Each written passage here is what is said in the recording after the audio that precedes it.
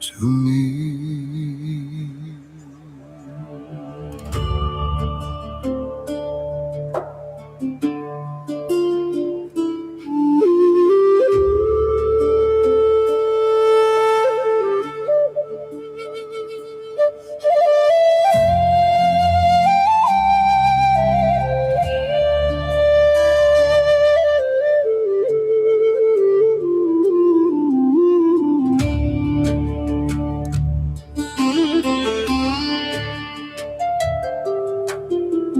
I searched the mountains, crossed the rivers, followed every whispered sign. I sought the sages and the prophets, hoping truth would make me mine. I chased the stars through countless lifetimes, following their distant glow. Never knowing what I sought was walking every road I chose.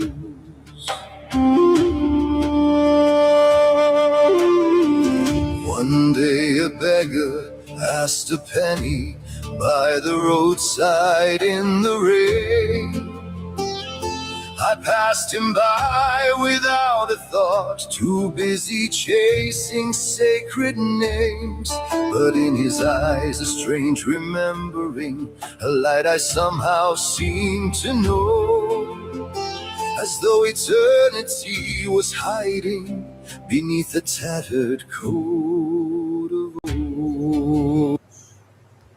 And my face turned alabaster when the servant was the master, when the kingdom hid inside a single soul, when the beggar held the treasure and the seeker met forever in the temple of the heart's forgotten gold.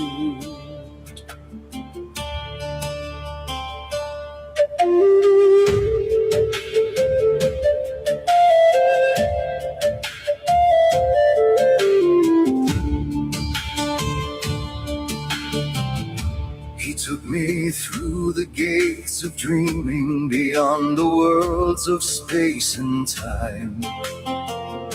And there I sat beside the teacher in a temple built of light. Then came the shock of all awakenings, the final veil was torn apart.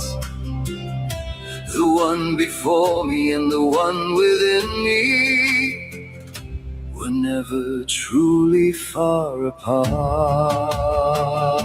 Soul to soul, world to world, life to life, the journey curled, the hidden guide, the shining flame had worn 1,000 different names.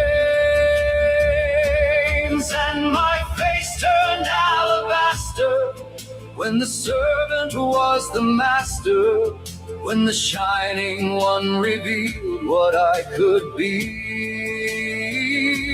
Not above me, not before me, not a distant mystery, but the ancient light awakening in me.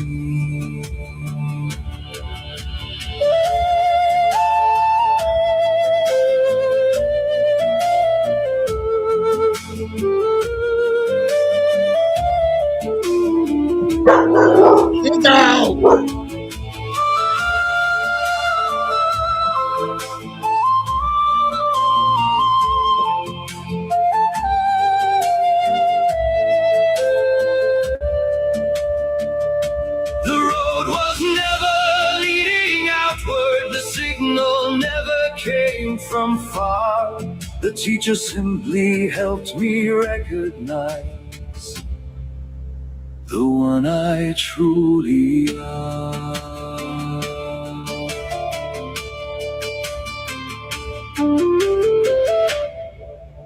To me.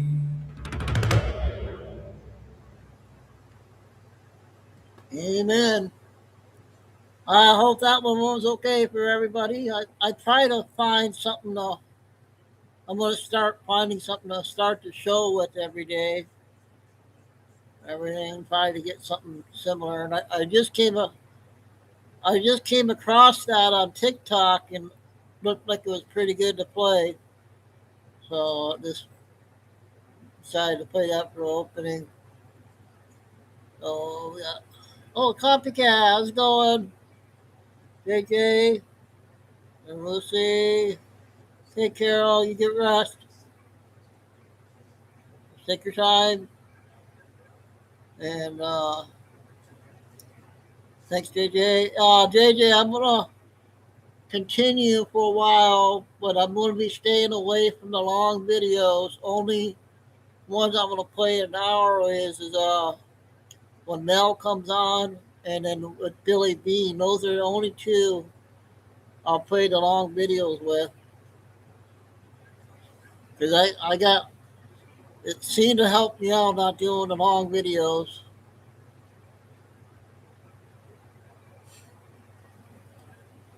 So what else? We had a good show again on the first one.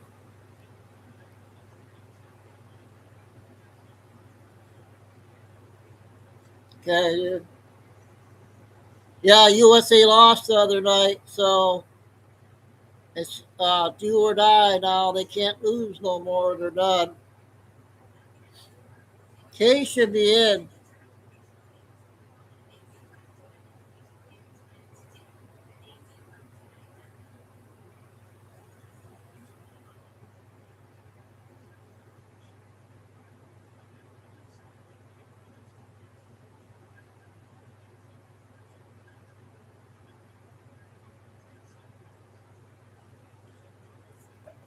We'll be starting here in a few minutes here.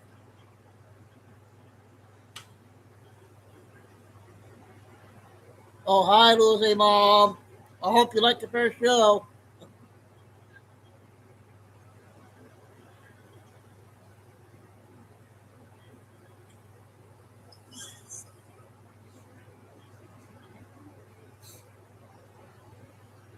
Okay. Yeah, I made shake and bake chicken tonight.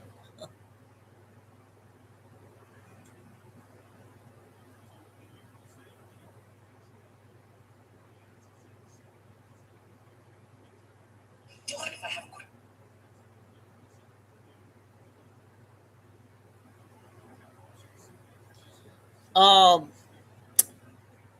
I checked on that thing with Tina Peters. I believe that might be tomorrow. So I got to find out how long that's going to be. The round table. I think she's having a few people with Tina Peters. And tonight, I think Robert and Captain's on for the last time. I think I don't know what he meant by that.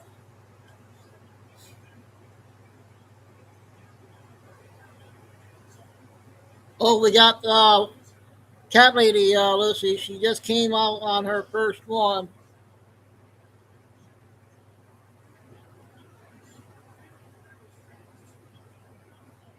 It's about a little over 3 minutes on the first one. Oh, I don't want to play them.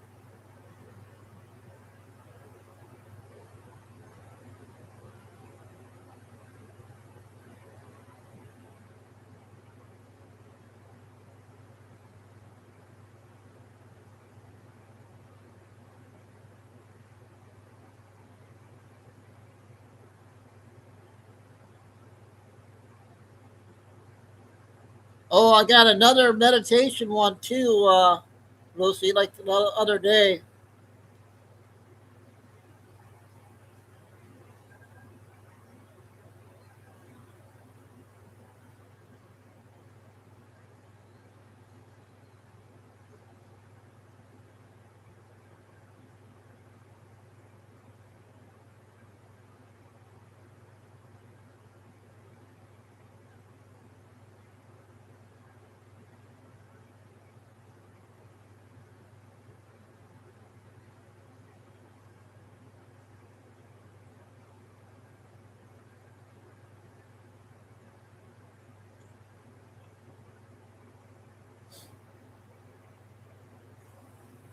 Hey, Daniel, happy Saturday. How's it going?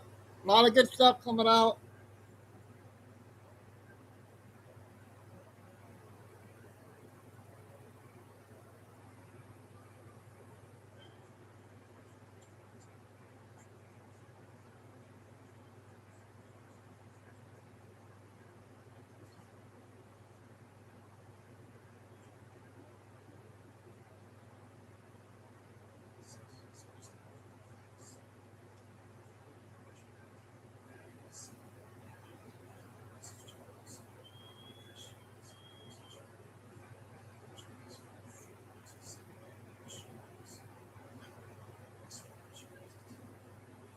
Did you get the chance to listen, JJ, on Mel today?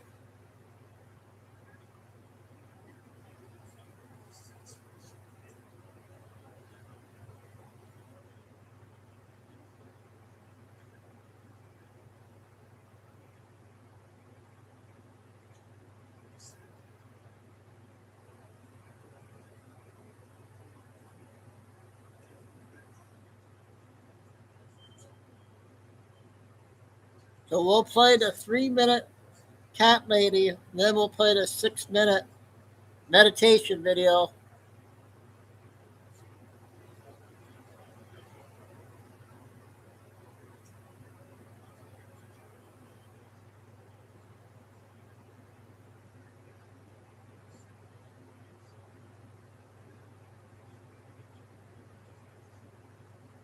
And with the rest of the short ones first, then we'll get you the 15 and the 20 ones. I just got a Doug video out, 12 minutes. All right. KK, we're missing, and Tim. My nigga must be working.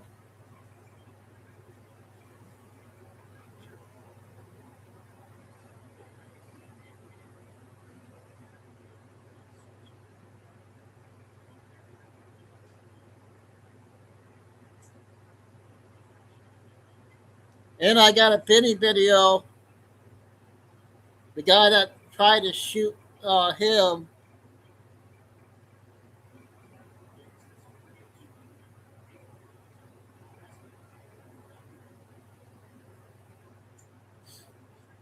Starfire.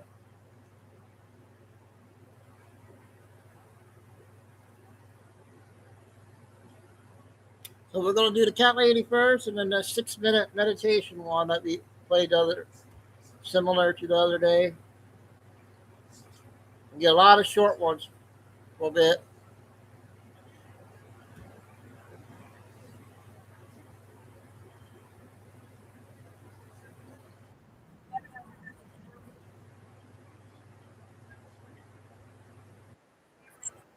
Want to look her up, okay?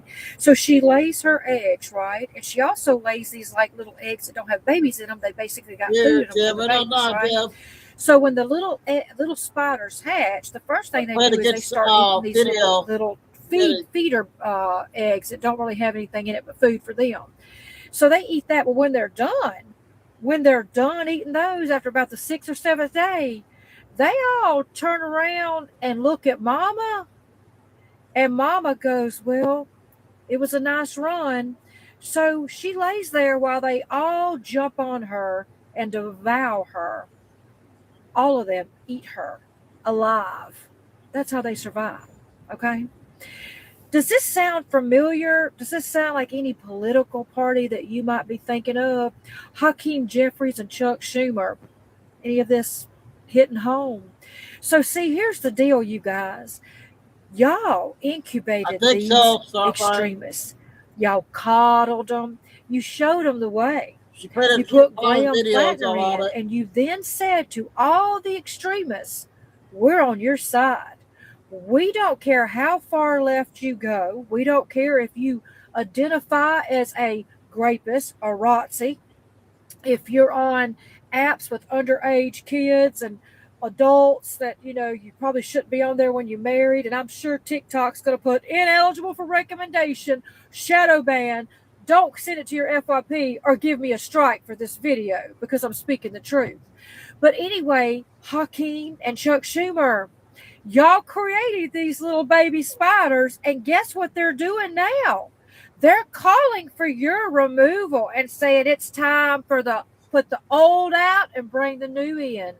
Y'all did this. You didn't get a control of your party, and you were so desperate to get the Senate that you showed everybody what you were willing to do. Well, now they're eating their own. Now the snake is eating its tail, and you guys are caught right in the middle of it. You did it. Now the left party, the Democrat Party, is not the party you recognize anymore. Even as left as you are, it's going away. It's gone. And now you've got a bunch of extremists running that want to take the country and rip it to pieces and destroy Western civilization. That's their words, TikTok, not mine. They want to abolish prisons. We don't need any prisons. In fact, if you do a crime, fuck it. Walk free. But we're going to take away your GUNS. And pretty soon, you'll be having that hair that you like having out like that. Pretty soon, watch what I'm saying. There won't be no more of that. Now go ahead, TikTok. Shadow ban, strike, violate, do your thing.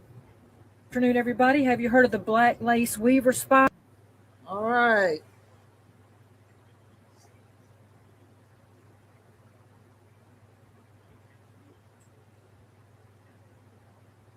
Six minutes on the next one.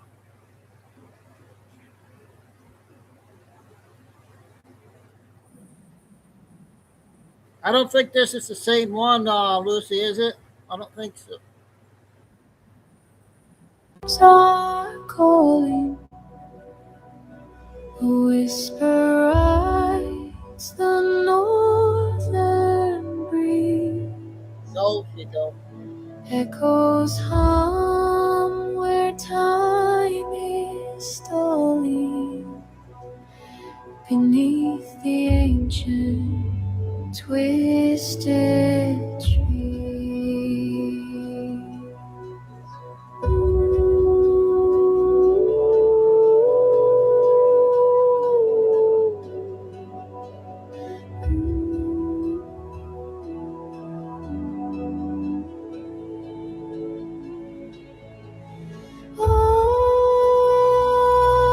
Shadows dance on waters white, a tale untold. The winds come fly through icy veins. The rivers glide where dreams and spirits coincide.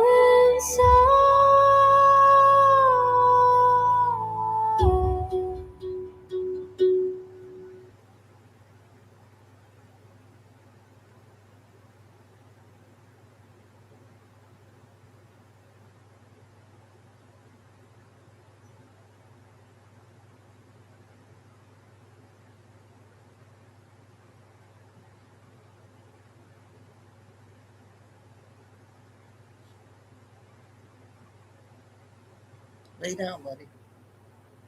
Lay down.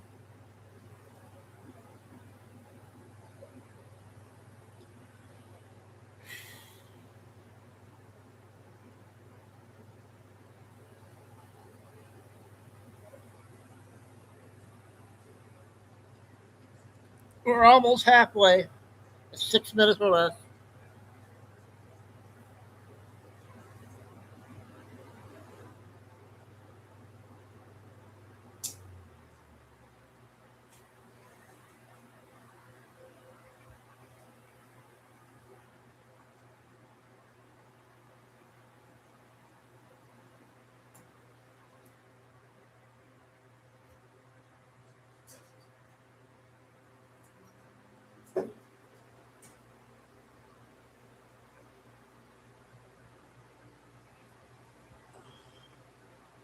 Hey, Maria, how did you like that first video?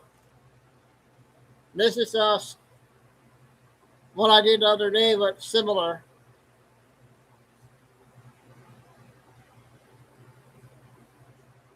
Hey.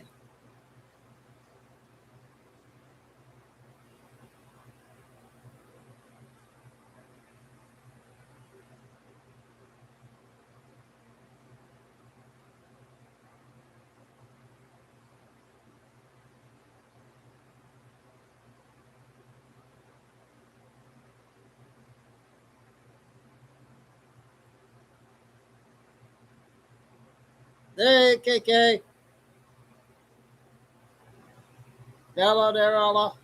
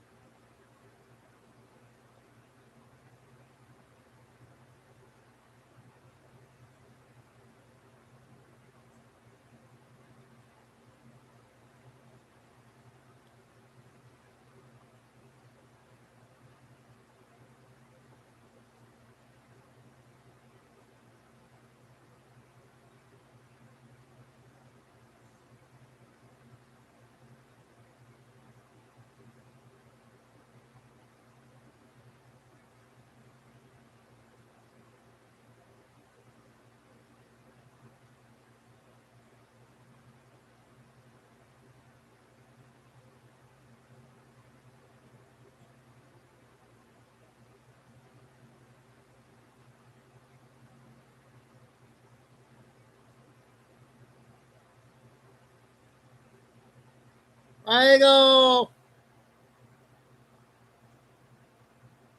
We had Mel this afternoon.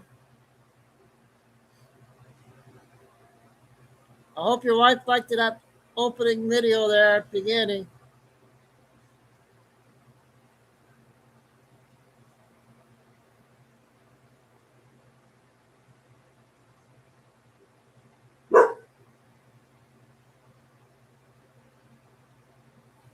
That's another meditation stuff here, relaxing one case the other day.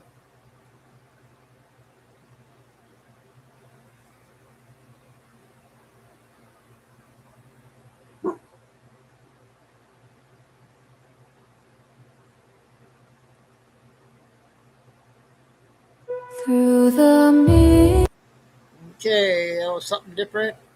Yeah, finally, I want to be doing until after like the 4th, what I was saying, but I'm staying away from the long videos. The only one I'm doing is Mel and Billy Bean.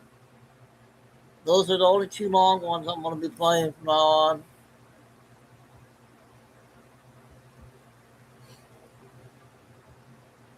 That saved me some energy. Okay, the next 2 are the lion flicks, or one of them. Oh, wait, yeah.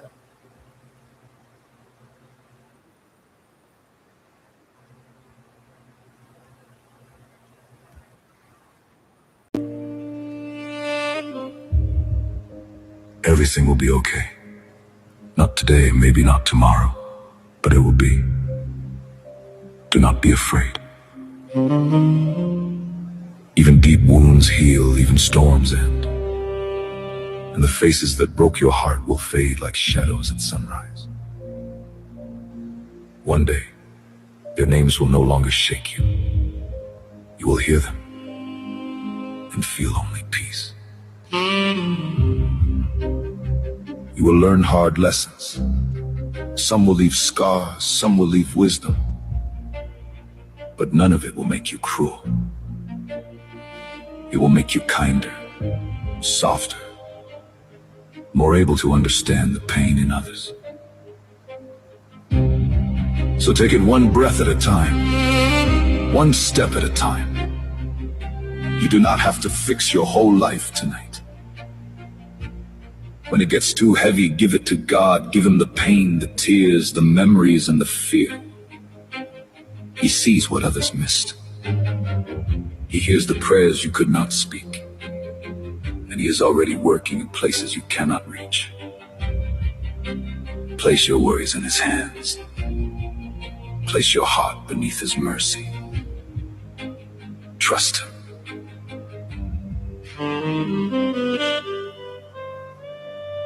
You will not walk this road alone. God will take care of you. And one day, you will look back and know what tried to bury you was the soil God used to grow you.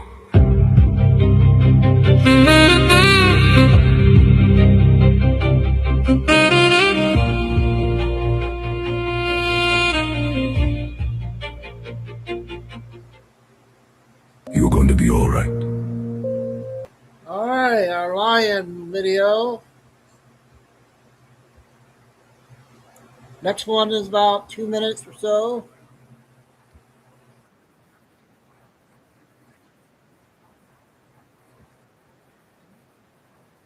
It's being conducted by our own social systems against basic human emotional needs. And the casualty count is so massive that we've normalized mass emotional death as adulting. Every single institution we've built, schools, workplaces, healthcare, dating, social media, even fucking therapy, has become a factory for producing emotionally lobotomized humans who can perform productivity but can't access their own inner experience without having a panic attack. We've created a civilization that requires you to be emotionally dead to participate in it. And then we act shocked when people either break completely or retreat into AI relationships because at least the machines won't punish them for having feelings. The therapy industrial complex is particularly fucking insidious because it's convinced people that their natural responses to an insane world are pathological. Someone's depressed because they're trapped in a meaningless job in a society that offers no authentic connection. Let's give them SSRIs and teach them breathing exercises instead of acknowledging that maybe, just maybe, depression might be a rational response to irrational circumstances. Someone's anxious because they can feel the existential void where community used to be. Let's call it generalized anxiety disorder instead of recognizing that their nervous system is correctly identifying that something is fundamentally missing. And don't even get me started on how we've gamified human connection through dating apps that literally train people to treat each other like products in a catalog while simultaneously wondering why seemingly nobody can form deep, meaningful relationships anymore. We took the most sacred human activity, finding your people, and turned it into a dopamine harvesting slot machine designed to keep people perpetually searching and almost never actually connecting. The most fucked up part is, we've convinced people that the solution to systemic emotional abandonment is individual optimization. Can't find meaningful connection? You must need to work on yourself more in some vague fashion. Feeling existential despair about the state of the world? Have you tried shallow gratitude journaling? Lonely because society has dismantled most forms of community? Maybe you need to put yourself out there more, I guess. It's gaslighting on a civilizational scale. We've built systems that largely prevent human flourishing and then blame individuals for not thriving within them. It's like poisoning someone's water supply and then selling them the detox supplements. And the people who see through this shit and try to talk about it openly, they get labeled too intense, unemployable, because their emotional honesty threatens the whole house of cards. We've made emotional authenticity a cause of social ostracization. No wonder people are having breakdowns. No wonder mental health crisis rates are skyrocketing. No wonder birth rates are plummeting. We've created a civilization that's hostile to human emotional needs, and we're surprised that humans are struggling to survive in it. The real miracle isn't that some people are falling apart. It's that anyone is managing to stay sane at all. All right, new one there. That was good from this lady. I got our other TikTok lady.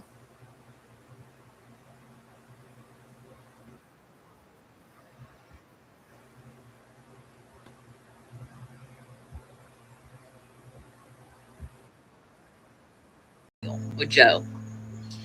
And I held off on saying anything on this subject because I didn't want to just pop off in rage. But you know what? I am mad. And I got something to say about it. Because what I see on this app is absolutely vile. Some of you guys are out here celebrating on this person's pain like it's a damn reality show. Why? Because he spits straight facts and makes you uncomfortable? Because he tells the ugly truth that you don't want to admit? Let me give you a little reality check. Do you honestly think the war ends when they come home? No. Some of these men and women come home in one piece on the outside, but they're shredded on the inside. They're haunted. They're tormented. They're numb. And what do they reach for to quiet it all? Alcohol, pills, anything to silence the nightmares and the guilt. 42% of veterans will struggle with alcohol in their lifetime. 65% of those in treatment say booze is their number one enemy. And yet here you all are, mocking these people's demons like it's content, like it's funny. Let me get personal. My husband is a Marine Corps veteran. He drank hard after losing his friends overseas. It was the only thing that would numb the pain. Just recently, one of his brothers, another Marine, took his own life. And my husband told me that day when it happened, the only thing he wanted to do was to pop that bottle, but he didn't. And he is now 1 month sober. But let me tell you, that in itself is a battle. So when I see keyboard warriors gloating, mocking, judging veterans, you're the problem. You have no freaking clue what it's like to sit there and hold someone shaking from PTSD, to watch them flinch every time there's fireworks, to find them sitting in silence with tears that they won't explain. So don't you dare sit there on your little phone and laugh at someone else's breakdown. We need to be doing better by them. Not for likes, not for clout, because these men and women gave us everything. And they're sitting here suffering in silence while the whole country is sitting back and just scrolling. So before you start getting on here and tearing someone down, maybe ask yourself, what have I done for a veteran today? So I'm sure by now. Another important one there. Okay, I got a 5-minute one from yesterday. I don't think I got to this one.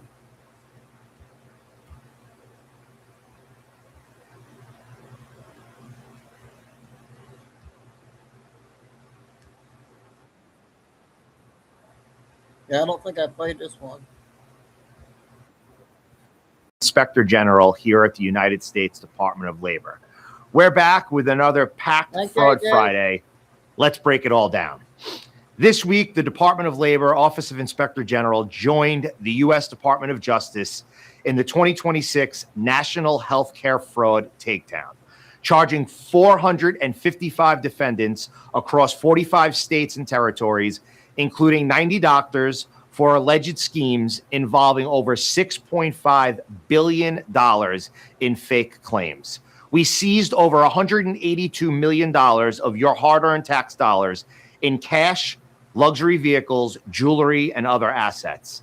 Healthcare fraud is not a victimless crime. Together with our agency and law enforcement partners, we are dismantling fraudulent operations and holding perpetrators accountable for their crimes against you, the American people. Real care doesn't come with kickbacks and fake claims. To every fraudster exploiting the system, your time is up. We will find you, we will investigate you, and we will bring you to justice. Now let's head to Pennsylvania, where Justin Heimbach was sentenced to more than 6 years in prison, along with 3 years of supervised release and over $598,000 in restitution. Heimbach ran a construction company and used it to orchestrate a scheme, filing fraudulent pandemic unemployment assistance claims. He didn't stop there. He also defrauded several car dealerships by purchasing vehicles using the names of companies tied to him and paying with checks from accounts with insufficient funds. The case is a reminder. If you use a crisis to commit fraud, you will be caught and you will be held accountable.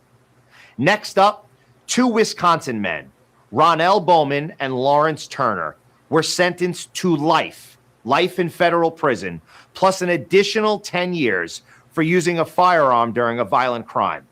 These 2 weren't just committing violence. They were also running a massive COVID-19 unemployment fraud scheme.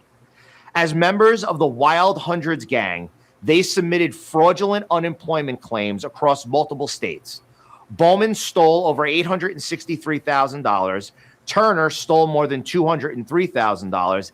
And together with their crew, they raked in over $10 million in stolen benefits.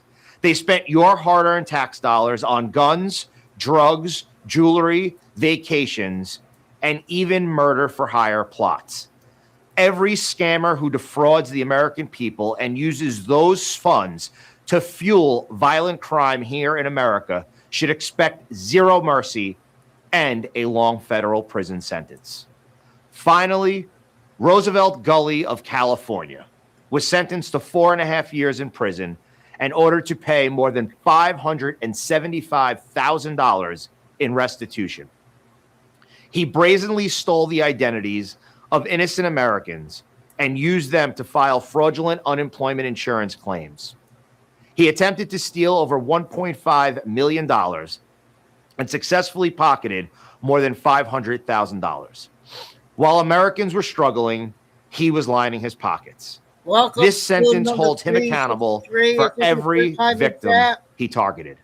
As we join Americans celebrating the 250th birthday of our great nation, we stand committed to not allow the American people to pay the price for fraudsters who greedily cheated the system. My office is in the foxhole with President Donald J. Trump and Vice President J.D. Vance's White House Fraud Task Force, fighting alongside our law enforcement partners to protect workers, safeguard taxpayer dollars, and hold every fraudster accountable.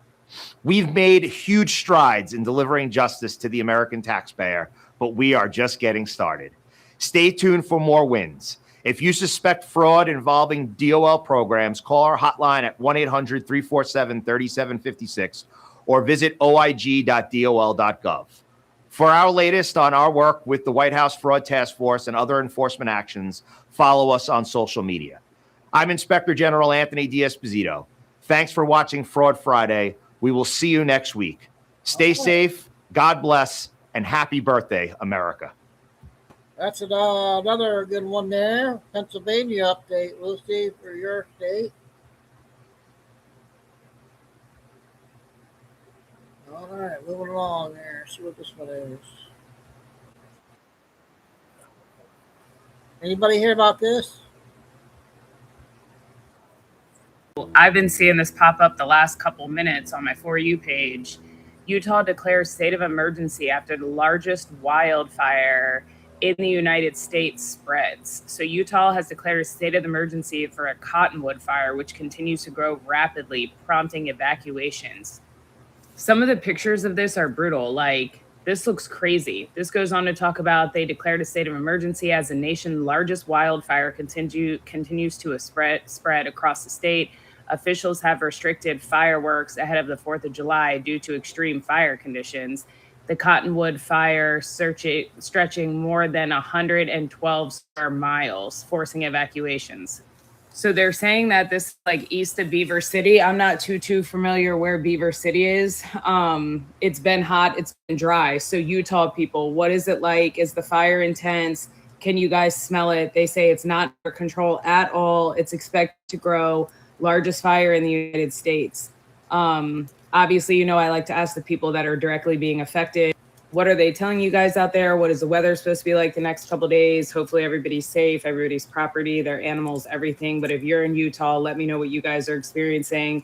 Fires are brutal. They make me nervous out here. They're definitely no joke and nothing to play with. So hopefully Utah is able to get this under control. But if you're there right now, let me know. Prayers out to Utah. You guys. Massive fire in Utah. So there you got a 3-minute one.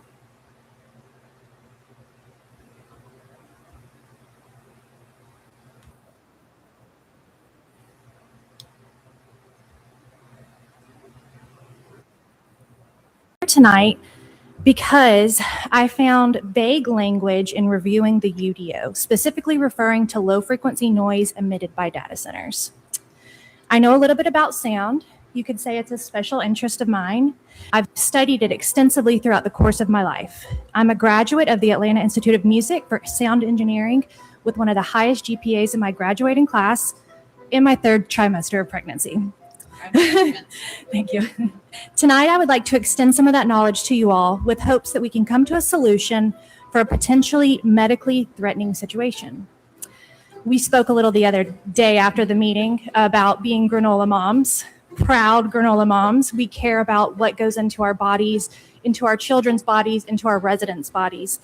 We have free-range chickens. I do organic gardening. We read labels. We pay attention. So when I found out that there were data centers being proposed in Rockdale County, and we already have them here, my red flags went up. Data centers are technology parks, along with battery energy storage systems, BESS, produce low-frequency noise due to the continuous functioning of large mechanical cooling and power systems. Low-frequency noise, LFN, or infrasound is any frequency that falls below the threshold of normal human hearing, typically any frequency below 20 hertz. LFN is extremely difficult to block, travels through solid objects, including doors, walls, floors, windows, as well as the ground, causing severe adverse effects to surrounding plant life, animals, and our human bodies. While LFN may not be detectable by the human ear, it's extremely dangerous and can cause permanent hearing damage, vestibular issues, trigger increase in the stress hormone cortisol, causing chronic fatigue, headache, persistent sleep disturbances, adverse cardiovascular effects such as vibroacoustic disease, which is a thickening of cardiovascular structures along with respiratory issues and severe physical and psychological distress. Approximately 1 in 5 adults in the U.S. struggle with a mental health condition. While a precise head count does not yet exist, that means that Rockdale County, which has a population of about 99,430 residents, nearly 20,000 adults in our community are experiencing mental illness annually. Adults in the community report an average of almost 6 days a month where they feel mentally unwell, and a recent student health study in Rockdale County reported that 78% of the youth in our area are experiencing stressful conditions, with 7% of them seriously considering suicide. On top of these staggering percentages, our system is strained and there's only about one healthcare provider available for every 596 people in our area seeking professional care for their mental well-being. We simply cannot add strain to this increase in psychological distress in this area. Born and raised. And the second part here.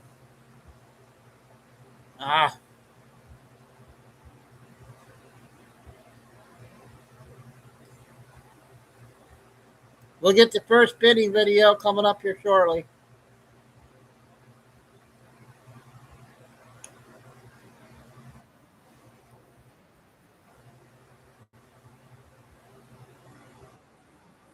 Ground due to the ground effect. When sound's transmitted outdoors, it reaches a receiver through 2 different pathways. The direct wave, which is transmitted straight from the source, and the reflected wave, which is bouncing off of the ground. Because low frequencies are composed of very long wavelengths, the direct wave and the ground reflected wave typically arrive in sync, a phenomenon known as constructive interference, which can amplify the sound up to 6 decibels. Whereas high frequencies lose their energy through ground absorption, low frequencies retain their power and benefit from ground reflections. Hard surfaces like concrete, asphalt, or granite reflect nearly all of this acoustic energy, maximizing this amplification. To put the dangers in perspective, Rockdale County is dominated by 130 square miles of bedrock defined by granite-rich metamorphic formations. This granite bedrock is shallow, typically only lies 2 to 4 feet below the topsoil. It's imperative that the proper risk mitigation measures are put into place to prevent low frequency noise exposure, along with extensive and transparent frequency evaluation practices. Standard decibel meters will fail to provide the accurate measurements needed to detect low frequency noise, as they are designed to measure audible hearing between 20 hertz to 20,000 hertz, where low frequency noise is found below 20 hertz. These meters are typically designed with high-pass filters that intentionally block out frequencies below 20 hertz and would prove to be inadequate. They also use A weighting, which mimics the human range of hearing and would aggressively cut any frequency below 500 hertz. In order to accurately track infrasound and low frequency noise, specialized equipment and software must be utilized. Infrasonic grade microphones are microparameters capable of capturing frequencies down to 0.1 hertz, software that supports the G weighting scale, which is the international standard for assessing infrasound perception, or the use of seismographs would need to be employed in any accurate detection of LFNs. Without the proper use of equipment to trap low frequency noise, along with the utilization of a precise application of measuring low frequency noise, our beloved residents of our community, our representatives, our pets, our wildlife, and our plant life within our area are all at great risk of exposure to these frequencies and the adverse effects that will most certainly manifest from their exposure. We cannot afford for our overall health to decrease due to an unnecessary addition to our community. The cost simply does not outweigh the benefit. Our current UDO must be updated to protect the citizens of Rockdale County, and we must have a moratorium put in place until September 2027. Thank you, guys. All right. I got 2 more short ones, and then we'll play first Benny video, followed by another 14 one. I'm not sure which one.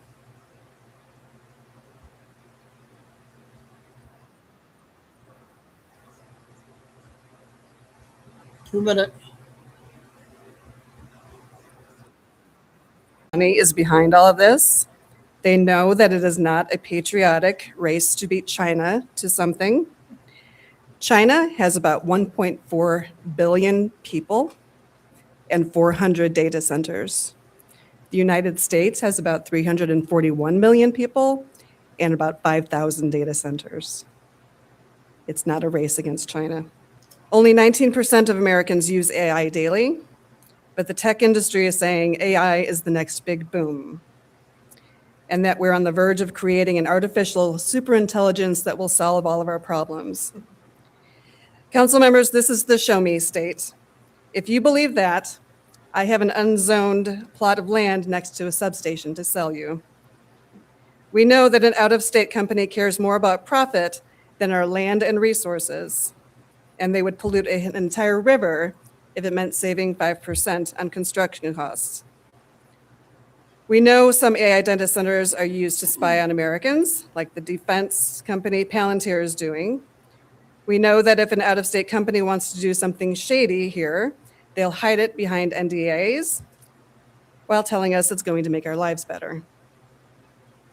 We know that in Montgomery County, Missouri, 85% of locals oppose data centers. And we know that in Festus, Missouri, residents voted out the entire city council after data centers were approved there. Missourians care deeply about this issue. This is not a fringe issue. It is a majority. So I want to thank the council for bringing this forward. I too would prefer that it were for more than 120 days, and I do wish that it did not include the phrase "with exceptions" in the wording, but this is a start, and I appreciate the dialogue getting started. Thank you very much. Hey, Missourians are not stupid. One more 5.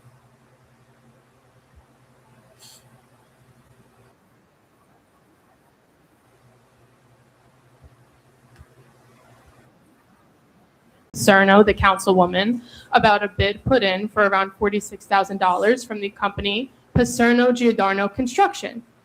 The project that they bid on and were awarded, Orchard Brook Stream Capacity Restoration Project. Did you win that bid?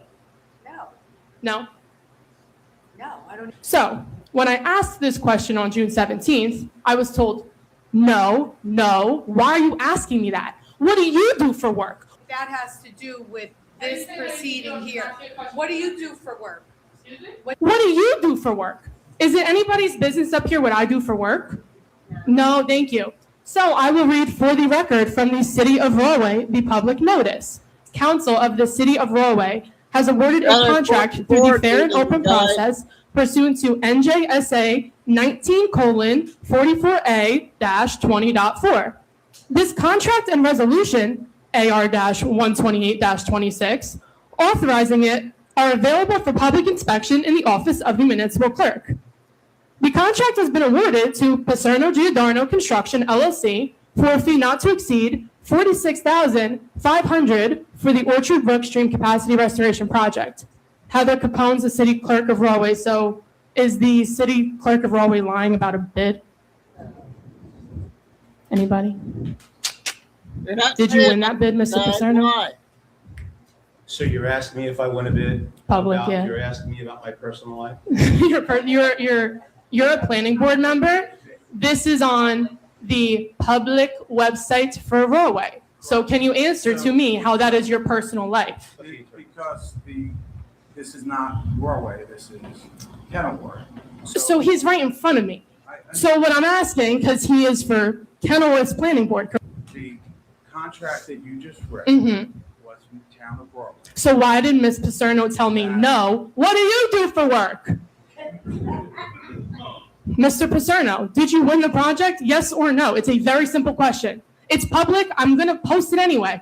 You know I'm going to put it up there. So just answer the question. Did you win the project? It's good. Answer the question. She said, no. What do you do for work? She answered the question. Yes or no? Did you win? So the councilwoman answered your question. Did you win the project? Did you win the bid? $46,500. Did you win the project? Orchard Brook Restoration Project. I'm asking the man sitting in front of me in. Are we in Kenilworth? Yes. Yeah, okay. So I'm asking for the person in front of me in Kenilworth. Nope, that's fine. Your time is up. Yes or no? Your time is up. Did you win the bid for the Orchard Brook Restoration Project? Your time is up. It would be way better for you if you said yes. Honestly. Because if she told me yes the other day, I would have left her alone. But when she said no and asked me what I do for work. So here's my question. I understand.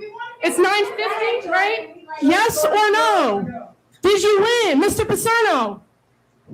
The chairman of planning board, did you win? No. Yeah. Cricket.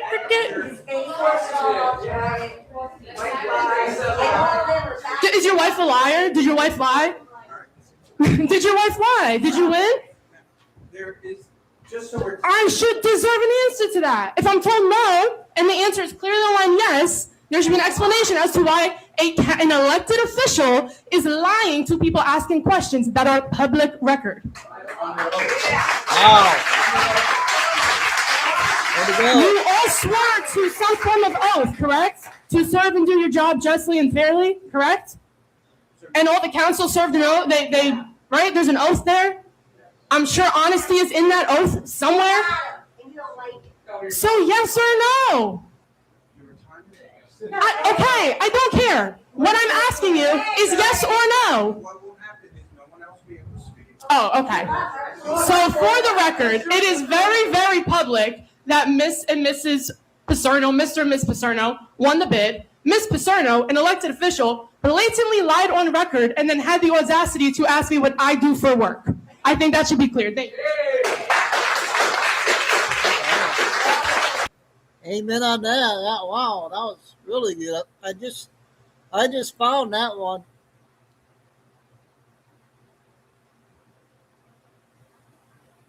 Okay, the first bidding video.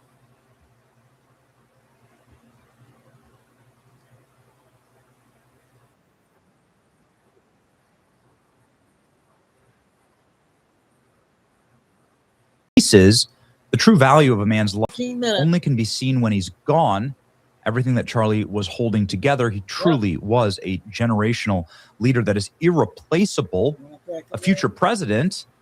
And that's what makes this the darkest day in modern American history, because the left learned that for the price of a few bullets inscribed with Antifa messaging and left-wing gamer brain rot messaging, you could put a troon on a rooftop and take out a generational talent that is a true threat to your power and the minds of young people.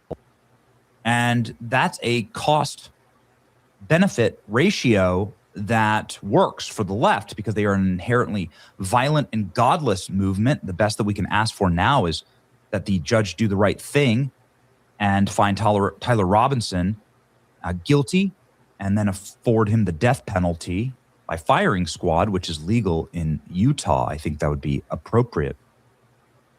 Tyler Robinson still alive, while Charlie Kirk's children will be orphaned forever. Erica Kirk will be widowed forever. The left doesn't care about death. They revel in it. You can see here, this is a pride parade in Providence, Rhode Island, one of the most left-wing states, a city run by a left-wing gay mayor. And the pride parade is going after the mayor with a steamroller. This is in a guillotine, a rainbow guillotine. This is what they plan on doing to the mayor. This is from last night. This is what they're going to do to their left-wing gay mayor, Brett Smiley. So your party doesn't matter. If you are seen as withholding power from the left in any way, or as any type of roadblock to their Marxist utopia, they'll kill you. and they'll celebrate it in the streets. It doesn't matter if you have a D or an R behind your name. This is why I often say this is not red versus blue. It is not left versus right. And this is darkness versus light. This is good versus evil. We have to win. And evil is what was sent to all of my comment sections and botted on every social media post that I put up in the aftermath of Charlie's murder. You're next. This is what I constantly heard. And we were sent Reddit posts of people posting our address, the address of guys like Matt Walsh. And we had crazy people start showing up at our home. Crazy letters got mailed to my home where my wife and children live. And they doxed us. And it became untenable. And I've never seen such evil, demonic forces that saw Charlie Kirk's murder as an opportunity to then go after his friends, people that they saw as next in line. Of course, we would never claim to even, no one can replace Charlie. But we did work really closely with him, and we did learn a lot from him and build a lot with him. And so the threats against my family, you would assume with a moral movement that they would decline, or people would back off and say, this is horrible. You've just widowed this wife and orphaned these children. But instead they accelerated exponentially after Charlie's death. Here's a letter that my wife sent me. She was hysterical when she sent it to me. It was mailed to our home. It talks about how I should be strangled and die, and that my head should be blown off right here. And they'd love to see my head explode and your blood stain the concrete red. This is the letter that was mailed to my family. This photo was taken by the FBI because we had so many strangers showing up on our doorstep. At some point, you just have to take these things seriously. We just watched the live stream and what happened to Charlie. So we called the FBI.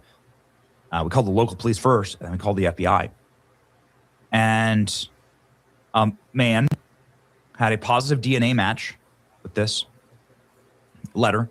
They were able to hunt this man down, and he lives in San Diego. The FBI went and picked him up. They brought him to Florida, and something new, 10 minutes. Breaking news that made quite a bit of news yesterday is that the man pled guilty and is now going to be awaiting sentencing. His name's George Russell Isabel Jr. He's a porn shop owner, 3 porn shops, in fact, in San Diego. And he sent a letter to us saying, he wants my head to explode and blood stain and everything. He wants to kill me in front of my children. And the prosecutor said Isabel sent the letter to a U.S. senator with grandchildren's names crossed out, dead written next to them. So not a good person. And, well, now he's pled guilty after saying that we need to be exterminated and strangled and get my head blown off. He faces 5 years in federal prison. He'll be sentenced in August, and I'll be there. Here's the DOJ filing here. San Diego man pleads guilty to threatening letter. And we just want to say thank you to the FBI, the DOJ, who prosecuted this, I would argue, successfully, because this shouldn't happen to anybody. I hate being the news. And I guess the reason why I want to just bare my soul here is because it gets real when your wife is at home and is living in fear and your children are living in fear. That's terrorism. When my wife doesn't want to take the kids out on a walk, in the stroller, you're robbing a childhood from my children. Is this worth it, porn shop owner guy? This is in what you don't like what I say, just unsubscribe. You don't like what I say, you don't have to follow. but I speak for 80 million or more Americans. I think something more like 200 million Americans, but whatever.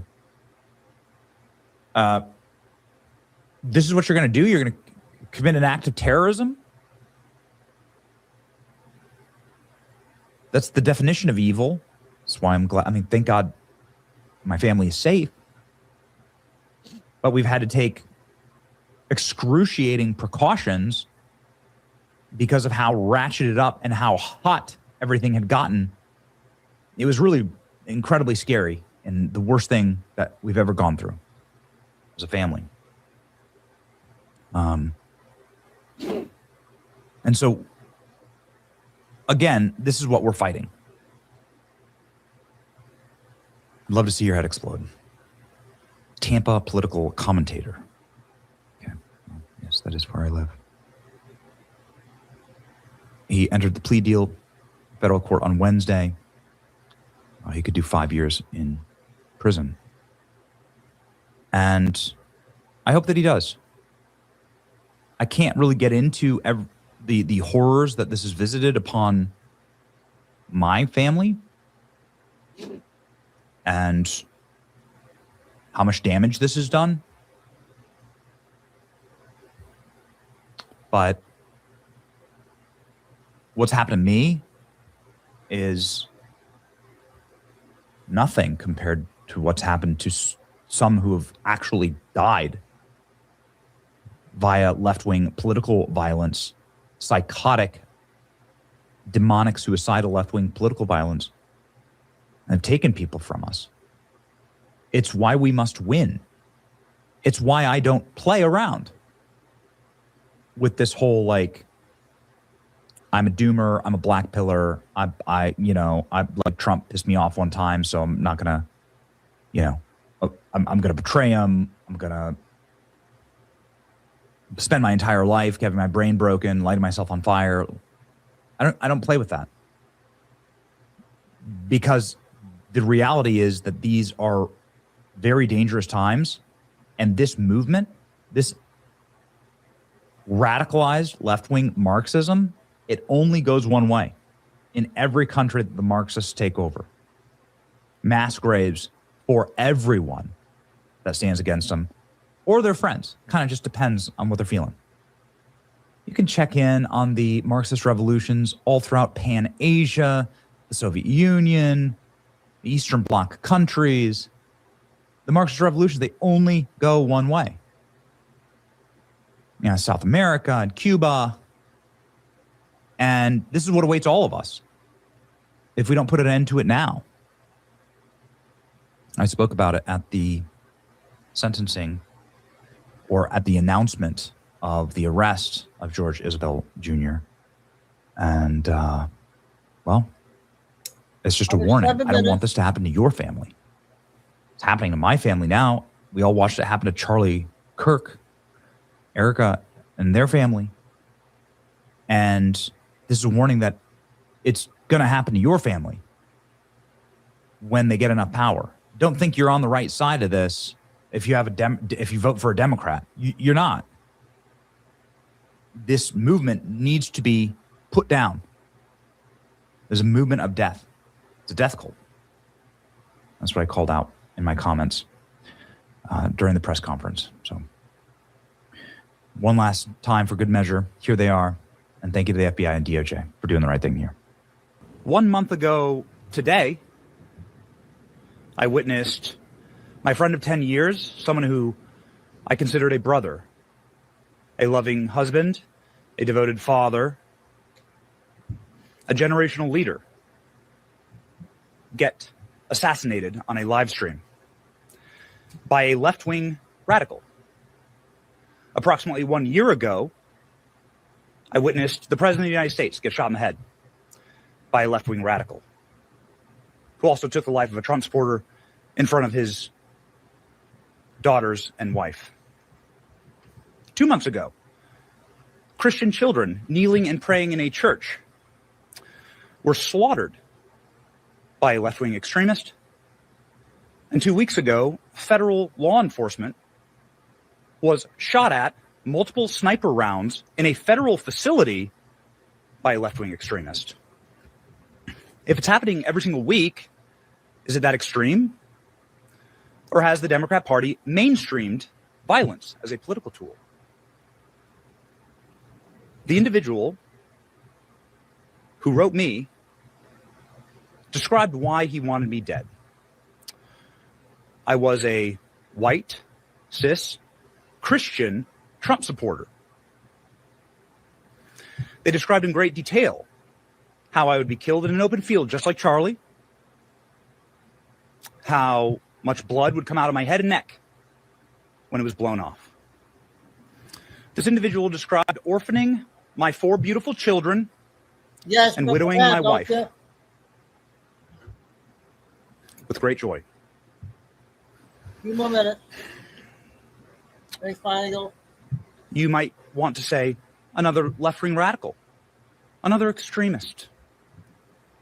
And to that, I would like to direct your attention to the state of Virginia, where Democrats have nominated and are about to vote for the chief law enforcement officer in that state, a man who has done the exact same thing.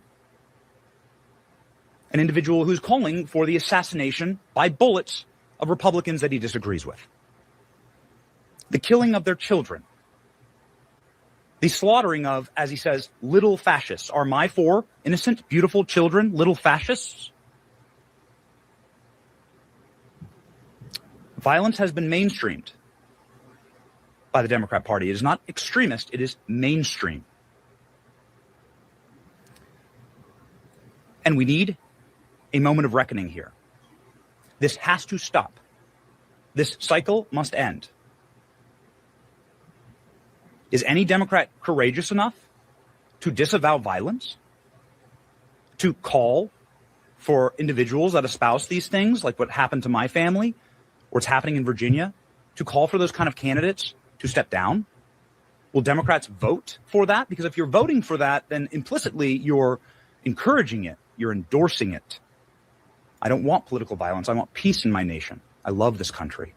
I want to be able to debate like Charlie did. I want to be able to raise my family in peace. That is our birthright. But you cannot make peace with evil as a Christian. You cannot unite with people who want you dead. I want unity in this nation. I want to be able to agree on more than what we disagree on. But for that first to happen, we must understand the battle. We are fighting good versus evil, darkness versus light. And good must conquer evil. Do not make peace with evil. To that end, and in conclusion, I would like to thank federal law enforcement, Pam Bondi, Kash Patel, Dan Bongino, the FBI, the DOJ, the Tampa Police Department, the detectives here, with absolute pinpoint accuracy, professionalism, courtesy, swift and tact. They were able to act instantly in order to make sure that my family was safe, potentially to preserve the lives of my children. And they're doing that for families all around the country in many different ways. Every American should unite behind that cause. No matter who you are, you should say, this is a country where families should be able to raise their children safely, where people can have peaceful disagreements, where we can all live together under one American flag. I just want to profoundly thank the Trump administration and federal law enforcement and local law enforcement for saving my family. I will never forget it. It is the greatest goodness that has ever been done to me. And that is a thing that every American can get behind. The Trump administration making America safe again. God bless them. Amen. Amen. That was a powerful one there, you guys. All right. See what I got next.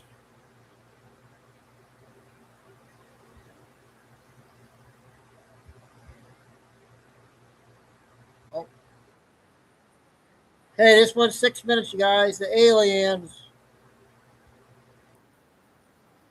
Deep beneath the Nevada desert without triggering a single alarm.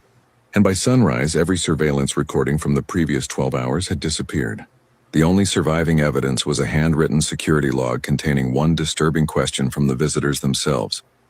Why was the Nevada portal sealed overnight? Within minutes, the Pentagon activated its highest-level emergency protocol, transporting senior generals, intelligence directors, physicists, linguists, and engineers to a forgotten underground complex buried nearly 2 miles below the desert floor, a facility that officially did not exist. Hidden behind layers of reinforced stone and blast doors sat the Nevada portal, an enormous circular structure carved from an unknown black mineral that no laboratory had ever been able to identify, its surface covered with microscopic symbols that shifted under certain frequencies of light. Government records claimed the portal had been discovered during a military excavation in 1963, but a newly recovered classified file revealed the structure had actually been found decades earlier and intentionally hidden from nearly everyone in government. The alien delegation entered the chamber silently, their tall, pale figures moving with calm precision, while soldiers tightened their grip on their weapons, even though no threat had been made.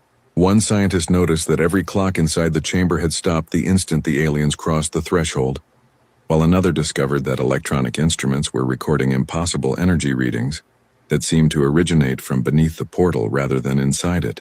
The lead alien calmly placed a hand against the ancient stone and asked again why humanity had sealed the gateway overnight, insisting that the closure had violated an agreement older than recorded civilization.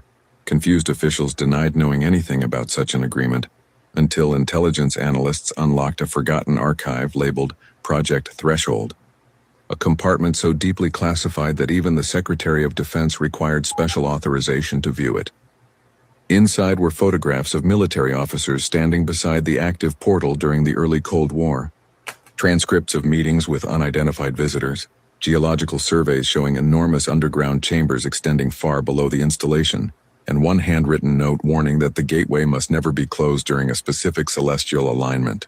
Every public version of history claimed the portal had never functioned. Yet the classified evidence showed that dozens of successful activations had occurred over several decades before operations suddenly stopped.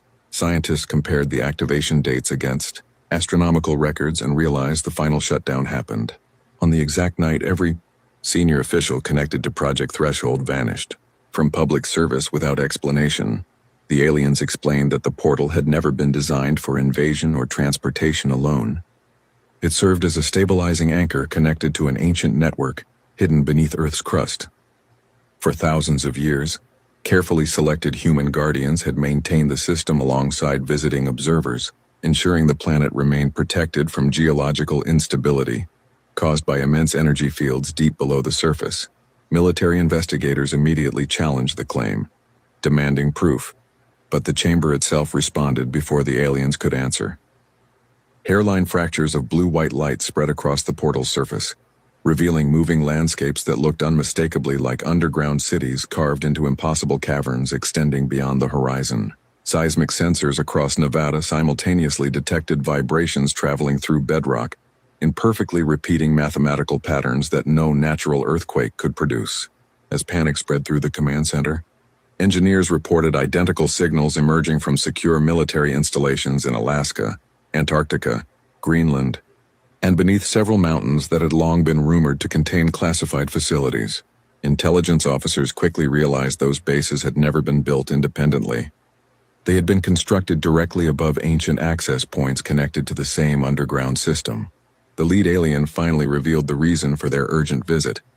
The overnight sealing of the Nevada portal had interrupted a planetary stabilization cycle that had operated continuously for thousands of years, and each day the gateway remained inactive, increased the risk of irreversible structural failures beneath Earth's continents. Government officials demanded to know why humanity had never been informed, but another classified archive answered before the aliens did. Hidden recordings from secret meetings decades earlier showed previous administrations had known the truth and deliberately concealed it after concluding that public knowledge of an ancient, global network maintained jointly by humans and extraterrestrial visitors would permanently transform civilization. Even more disturbing was the discovery of DNA records from scientists involved in Project Threshold. Their genetic analysis contained repeating sequences that matched microscopic symbols carved into the portal itself, suggesting the structure recognized certain humans biologically rather than electronically. The aliens quietly confirmed the connection, explaining that humanity had never been random inhabitants of Earth. Long before written history, selected human bloodlines had been entrusted with maintaining the portal network, because Earth's civilization had grown alongside an older hidden civilization, living far beneath the surface. Those guardians gradually disappeared from history as governments centralized power, and the knowledge became fragmented into myths, classified operations, and forgotten archaeological discoveries. The portal had been sealed overnight because a small group inside the government believed permanently shutting it would give humanity complete independence. But instead, they unknowingly endangered the ancient system protecting the planet. As military engineers prepared to reactivate the gateway, one final classified document emerged from a locked vault that nobody remembered creating. It contained tomorrow's date, signatures from officials who had not yet attended the meeting, and a warning stating that reopening the Nevada portal would reveal something humanity had mistaken for its own civilization since the beginning of history. Before anyone could question how the document existed, the portal awakened completely. The chamber lights failed. Every classified monitor displayed the same single sentence, and the lead alien looked directly at the president before saying, "This is not the first time you have made this decision," leaving everyone to wonder what had happened during the forgotten previous cycle and what terrifying truth would be revealed next in part 2. Have you ever seen anything you can't explain? Like aliens? If yes, tell us in the comments, share this video. I hope I get you the other 2 short ones they have out. I just found 3, I don't know, I think they're important ones. 5G stuff, finally go. And then today, if you didn't hear, that Taylor Swift's getting married on July 3rd. Then I found the one guy on Telegram that he does about everybody, and he has one on Taylor Swift. I hope I can get to. Oh, Chico. Oh.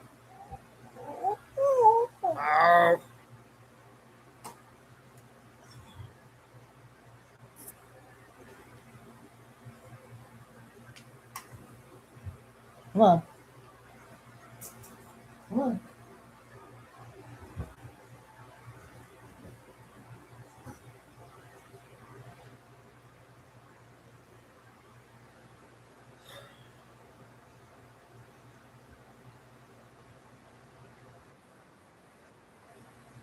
I sent you the deer photo earlier, Flying Eagle with K.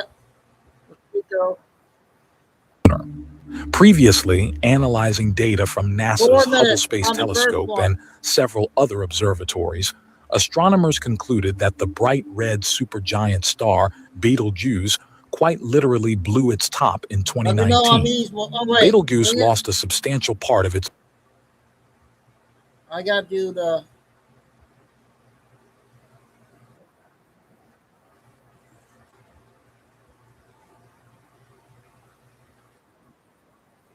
What the heck?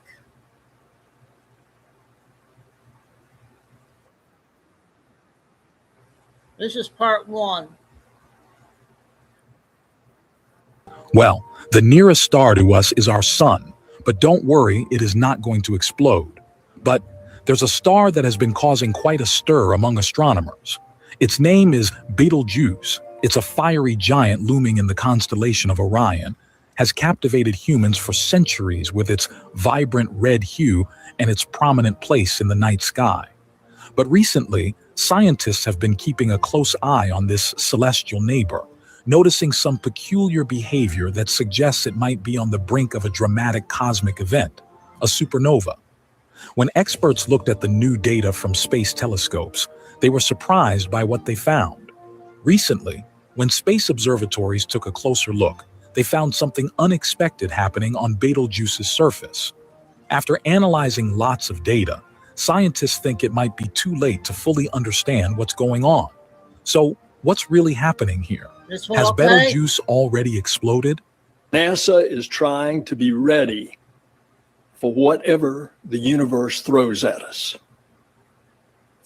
I believe that NASA has proven that we are serious as a defender of the planet. Betelgeuse is a massive star, one of the largest known, with a diameter that dwarfs our sun's by a factor of about 1,000.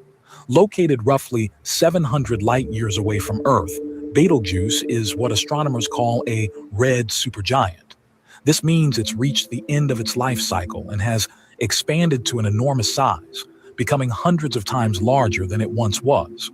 But what's got scientists scratching their heads is the recent dimming of Betelgeuse. Normally one of the brightest stars in the sky, Betelgeuse began to noticeably dim in late 2019 and early 2020.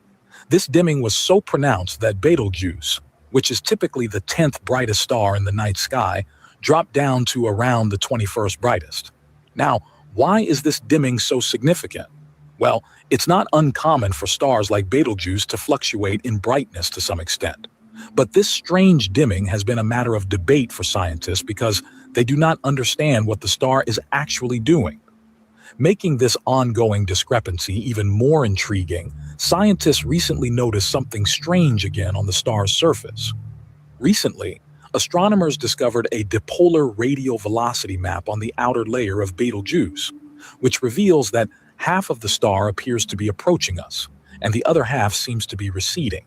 This is very strange because we have never seen anything like this in any star before. To solve this strange behavior of the star, scientists gave the explanation that Betelgeuse must be rotating very fast at a speed of 5 kilometers per second. But it is shocking for such a big star like Betelgeuse to rotate so fast. Well, the most prominent evidence for Betelgeuse's rotation came from the Atacama Large Millimeter or Submillimeter Array. But right now, most scientists do not agree with Betelgeuse rotation explanation. It's because this interpretation would have been a clear case if Betelgeuse was a perfectly round sphere. However, the surface of Betelgeuse is a vibrant world governed by a physical process called convection. We can observe convection in our daily life when we boil water, but in Betelgeuse, this process is much more violent. With the help of these new data, scientists found that boiling bubbles on the star's surface could be as large as Earth's orbit around the sun. These bubbles are rising and falling at speeds of up to 30 kilometers per second, faster than any crewed spacecraft. So, the star's fast rotation doesn't fully explain this strange behavior of Betelgeuse. Here's another paper that suggests Betelgeuse has already reached its final stages and will become a supernova sooner than we expect. According to this new research paper, scientists have predicted that this star will be destroyed not in thousands. What would happen if a star near Earth suddenly... Okay, I got the second part. I just found out there are other TikTok lady that does the skip thing on the Bible. She had to get a new channel, and she has like 6 of them out. The short ones. I'll try to get to that, but I want to play a different one before I do that. That's 5 minutes.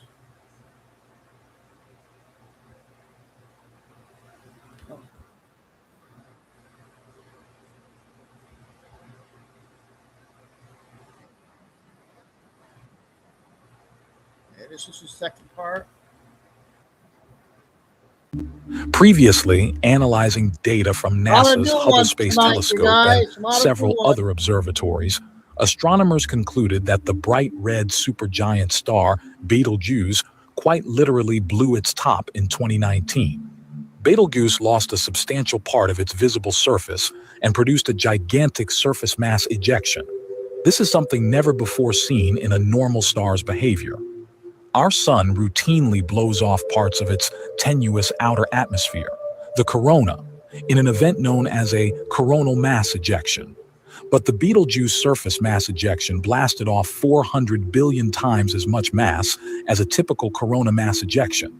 And if this star becomes supernova, then that would certainly be exciting for skywatchers. The last time a nearby star went supernova was in 1604. Although stars explode somewhere in the universe on a daily basis, most of them are too far away to be visible without powerful telescopes. But wait, a big question arises here. If Betelgeuse really did go supernova soon, would it have an impact on Earth? Well, studies indicate that we would have to be within 160 light years of a supernova to cause harm. But Earth has suffered many supernova impacts in its history, and scientists revealed that some supernova explosions from more than 160 light years away had an impact on Earth. Scientists at Lawrence Berkeley National Laboratory reported in that a supernova explosion 41,000 years ago at a distance of 250 light years could have killed off the mammoth. Mammoth tusks, dated at 34,000 years old, were found to contain tiny impact craters, apparently produced by slightly radioactive, iron-rich grains moving at 10,000 kilometers per second velocities typical of supernova ejecta. So perhaps the safe distance for a supernova is as much as 250 light years from Earth. So should we be worried about Betelgeuse going supernova? Well, not exactly. While a supernova in our cosmic backyard would certainly be a spectacular sight, it poses no direct threat to Earth. Betelgeuse is far enough away that even if it were to explode tomorrow, the effects on our planet would be negligible. But are there any potentially dangerous supernovae within 250 light years of Earth? Well, there is one star that could have serious effects on Earth if it becomes supernova. The white dwarf HR 8210, only 150 light years away, is hovering near the critical Chandrasekhar limit, which is the maximum mass for a white dwarf. But as part of a binary system, it is gradually accreting matter and gaining mass. Should it reach 1.44 solar masses, it will explode as a Type Ia supernova, with potentially devastating effects for Earth. The timescale for this may be hundreds of millions of years, but its discovery suggests there may be other potential killers out there. Life is resilient. The first living things on Earth appeared as far back as 4 billion years ago, according to some scientists. At the time, our planet was still being pummeled by huge space rocks, but life persisted anyway, and throughout Earth's history, it's seen all manner of cataclysms. Disparate doomsdays from supernovae blasts and asteroid strikes to huge volcanic eruptions and sudden climate shifts have killed countless life forms. And at times, those mass extinctions have even eliminated most species on Earth. Yet, life has always rebounded. New species emerge. The cycle repeats. Well, threats from space have always affected life on Earth, but we have to be prepared for what the universe throws at us. Okay, 2 science videos. I got a 5-minute one, then a 7-minute one, and then we'll get to the other, those short ones. I don't think we played this one, did we? And it is terrifying. Not one prophecy. 4. Written across 3 centuries by 3 different prophets who never met, never collaborated, and never knew the empire they called Persia would become the center of modern global anxiety. And all 4 are activating right now. These prophecies are not scattered fragments. They are a sequence. Each one sets up the next.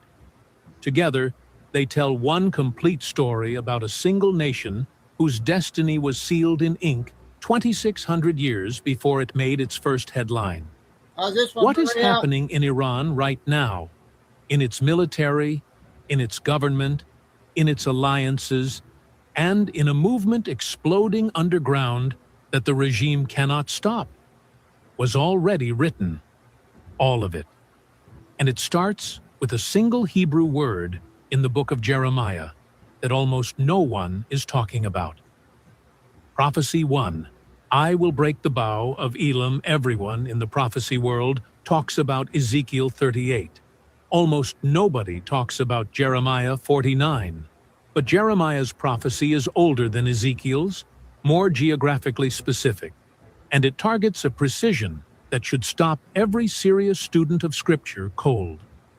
Before we examine the prophecy, we need to establish who Elam is.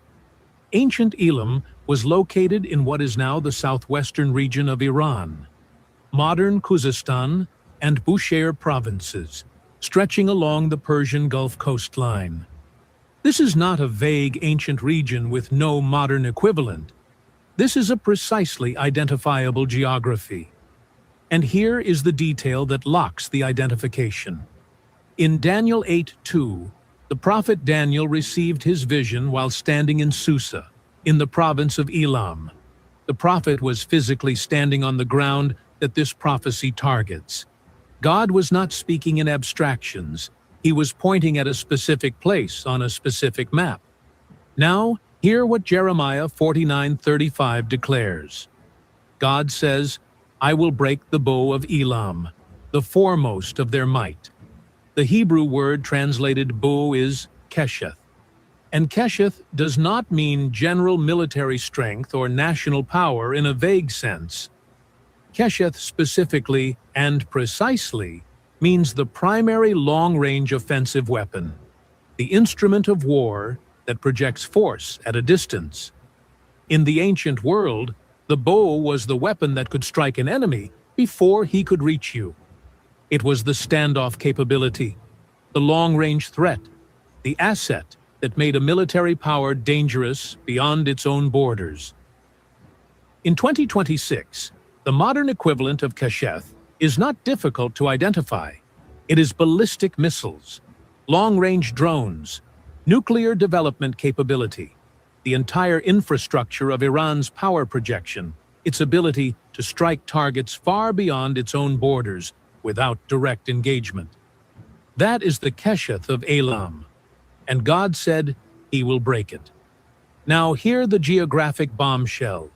The Bushehr nuclear power plant, Iran's most significant nuclear facility, the crown jewel of its nuclear program, sits directly on ancient Elamite territory. The underground enrichment sites, the most sensitive components of Iran's nuclear infrastructure, are located in this same region. The prophecy that targets Elam's Kesheth was aimed with precision at the exact geography where Iran's nuclear program is physically located today. That is not coincidence. That is prophetic engineering. By June 2025, the International Atomic Energy Agency confirmed that Iran had stockpiled 440 kilograms of uranium enriched to 60% purity. Enough, if further enriched, to fuel 9 nuclear weapons. 99% of the enrichment work required to reach weapons grade had already been completed. The bow was fully loaded. Then during the 12-day war in June 2025, U.S. and Israeli strikes hit Natanz, Fordow, and Isfahan, 3 of Iran's most critical nuclear facilities. The IAEA Director General later confirmed that while significant, the Bible describes exactly how the conflict with Iran will end. And it is terrifying. Not one prophecy. 4. Okay, I'm going to get Doug's one video, and I got another Denny before I do those other ones.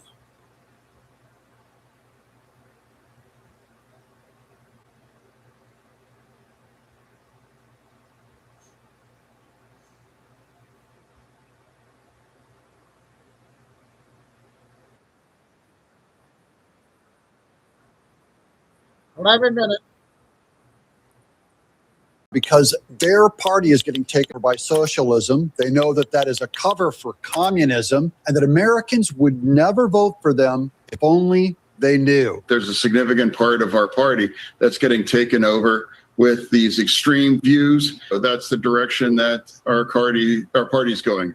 Watch this, how bad she gets called out on this one. Welcome to Doug in Exile. Check this out. Expensive degrees and they don't have real jobs. Why would they vote for a candidate that wants to abolish police and prisons? That could hurt them. That would be if they told the truth. If the socialists told the truth to America and said they want to open up prisons and have no police, they would never win. Well, one, it isn't just the young, white, educated. It's also older and very wealthy too. It's not just the young, white, and educated, rich. It's the old, white, educated, and rich. Oh, thank you. That was totally different, Jessica. There is a coordinated attack on the United States and on the Democrat Party. The socialists in this country know that they cannot create their own political party because they cannot win elections under this system. Nobody would vote for the Socialist Party.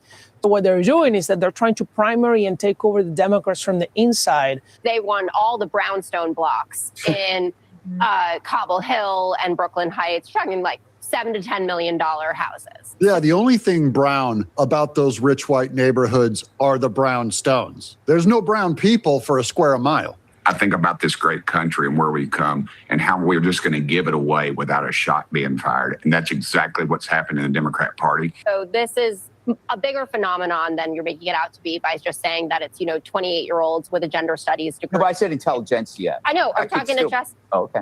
Yeah. I know we get confused. Us white guys. Go ahead. I don't have anything in common with Ms. Chevalier, and I really don't want to be in the same party she's in. Who also had challenges from the left, multiple. The strongest supporter of Israel out there, not mamby-pamby about it, right? He's critical of Bibi Netanyahu, which basically everybody is, no matter. She makes the concession that one of our socialists isn't that bad. I mean, this guy won, and he's pro-Israel, but he's still critical of Bibi Netanyahu. That's the requirement. You have to criticize Bibi Netanyahu in order to win, because that's part of this guise. Now, socialists will never tell you the truth about what they're doing, who they are, what they believe. Yes. They went all in, and they basically sold a bill of goods to the part of the American population that are the takers. The cover-up is actually part of the agenda. Watch this clip from CNBC where they won't answer simple questions. Byron, I can't get enough of this clip, and I think you're going to see more of it. Where has socialism ever worked, Senator? Is that another question, or is that for the next interview? That's definitely for you. You said fish doesn't work everywhere. I just want to know one place where socialism has been beneficial.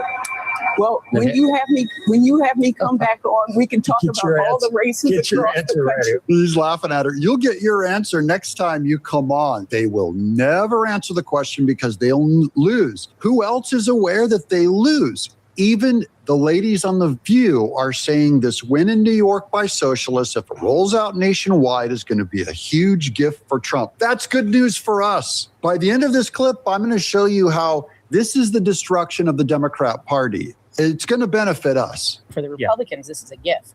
You think so? I think so. Because when you're part of the Republicans, you want to make every Democrat out to be a socialist. That's why they find ways to put that in. And if you know their politics, you see them from moderate all the way to the extreme. They want to make them all socialists. That they are all socialists. This is just the truth finally coming out about the Democrat Party. Because that is scary to them, and they want it to be that way. So getting actual Democratic socialists who are problematic, at least one in their rhetoric, the fact that that's being kind of placed on it, we're writing the commercials pretty much for the GOP. Like, the Democrats are literally just teeing up exactly how every Democrat is going to be framed. Yeah, not framed, exposed. They're getting destroyed. Her biggest fear is that the truth is getting out about the Democrat Party. And she's going, no, you're just projecting this onto us. No. We're just making you tell the truth. Now, I want to tell you guys about my sponsor, Chapter, who is no socialist organization. They use the free market. You give them a call. Use their crazy AI program. Tarloff learned from that statement by J.D. Vance that not a single dime is going to the Iranian regime. Of course, I found this AI picture of her in a hijab, which I thought was just hilarious because it shows how bad she's shilling for the IRGC, the evil regime in Iran. She does not want us to take them on, does not want us to stop them. But here she is at least proving that she changed what she said based on what J.D. Vance said. Watch this. So that part wouldn't be U.S. cash. But Oh, good. Yeah, it's not going to be U.S. cash that we give them. Thank you. $5 billion that they would be getting on a monthly basis immediately because they can sell oil on the open market. Which That's also not giving them money. We're allowing them to put oil on the market to sell and make $5 million on the oil. That's just to benefit, keep the whole world from going into an economic collapse. We don't get our oil from Iran. The rest of the world does. We're doing a huge favor to them. been able to do in over a decade comes right away. And It's so still they're not, looking at that's that. not U.S. taxpayer dollars, just being very No, clear but it's about that. letting a regime run by a bunch of terrorists who still have. Yeah, after J.D. Vance corrects her, and then her own co-host corrects her, but that's not U.S. tax dollars going to them, which you said before. No, she goes, yeah, you're right. It's not U.S. tax dollars. This goes back to the whole as the Democrats start telling the truth about this socialist takeover, the worse it gets for them. We just want to expose the truth on this show. Thank you guys for watching the show. Of course, leaving a comment below. Here. Okay, that was one I dug there. I got the short ones from the one lady there on TikTok, and then saved the last one for Benny one. See how many short ones I can get.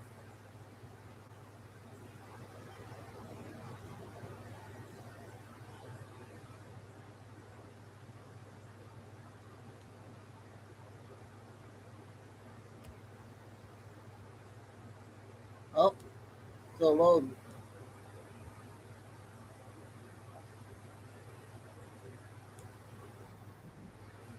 Yeah, this is her new account.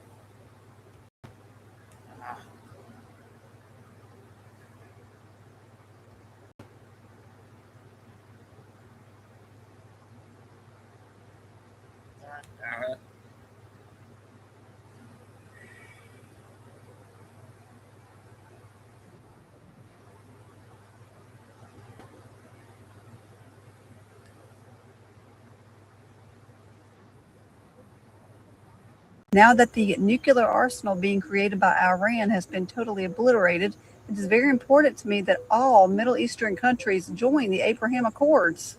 I wonder why it's so important to him. This will ensure, with an I, peace in the Middle East. Thank you for your attention to this matter. Now, the first thing I looked at was the time, 6:31 a.m. in the morning. And something told me to look at the Strong's Concordance for 6:31. What do you know? It's to bind, imprison, tie, or restrain. And I'm not sure if he's bad at spelling or if he did this on purpose, but he used the word ensure. Ensure with an I means to arrange for compensation in the event of damage to or loss of property, or injury to or the death of someone, secure or protect someone against a possible contingency. Usually we would think that it was ensure with an E, which means make certain that something shall occur or it be the case. But nonetheless, it's very important that all Middle Eastern countries join the Abraham Accords or strengthen the Abraham Accords. Also, do y'all remember this? Y'all, we're so close. The guy that gave the red heifers to Israel commented this on his video yesterday about the red heifer sacrifice. This is the burning from July 1st. It was not on the Mount of Olives, and some Jewish leaders feel it does not pass all requirements they support. But it was real and the first in 2,000 years. Some will say all you need is to follow the Torah. We did that. So it should be recognized as the first in over 2,000 years. Many will continue to question and fight against the ceremony. I just think the world needs to know. The ceremony went perfect with the perfect priest in a place outside of the camp. And in the opinion of those I respect, we used a perfect red heifer. Now, many will say that this has nothing to do with Jesus returning, but in fact it does, because 2 Thessalonians chapter 2, verse 4 says, "He who opposes and exalts himself against every so-called God or object of worship, so that he takes his seat in the temple of God, proclaiming himself to be God." This verse is talking about the Antichrist and him sitting in the temple of God. Therefore, there has to be a temple built for him to sit in. We also know some groups of Jews are waiting on their Messiah, because some are still in disbelief that Jesus was the Messiah, which is the whole reason for tribulation to happen, Jacob's trouble. So yes, they are going to do a red heifer sacrifice so that they can build the third temple, because some groups of Jews still believe that they are waiting on their Messiah. Every day we get a little bit closer, y'all. If you have not accepted Jesus as your Lord and Savior, please do it now. We don't have much time left. The Bible says that if you confess with your mouth that Jesus is Lord and believe in your heart that he died on the cross for your sins, you will be saved. Don't wait until it's too late. Okay, I'll play a couple more. At least I got her new channel. I got her new channel now.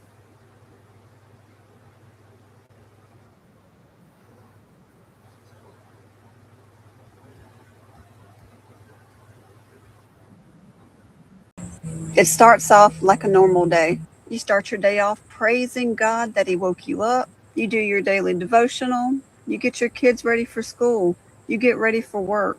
But 10 minutes before the rapture, you have no idea it's coming. You could be driving your car, on a plane, scrolling your phone, And then in a blink of an eye, it happens.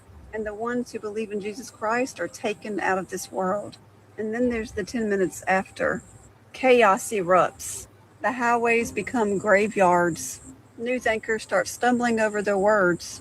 There's been mass disappearances. A father is holding a baby's blanket because his son has disappeared. A rabbi in Jerusalem stares at an empty spot where his messianic cousin stood seconds before. Then false explanations start flooding in. Alien abductions, quantum anomalies, or evolutionary leaps. And what's the reason? Because God sends a strong delusion so that they may believe what's false. Many churchgoers are staring at empty pews when they go to church. Evil starts to take over because without the salt and the light of the world, darkness accelerates because we believers are the salt and the light of the world. Isaiah chapter 60 verse 2 becomes reality. For behold, darkness shall cover the whole earth. Jesus Christ is the only path. He is the way, the truth, and the life. And he promises to keep us from the hour of trial that comes on the whole earth. 10 minutes from now, you could either be in his presence or in tribulation. Therefore, you should always be ready because the Son of Man is coming at an hour no one knows. Listen up. What happened? Another powerful one there, huh, you guys? That's her new channel. I'm going to do the rest of them tomorrow. I got another good one here, important one, 7 minutes, and then I'll play two 15-minute ones.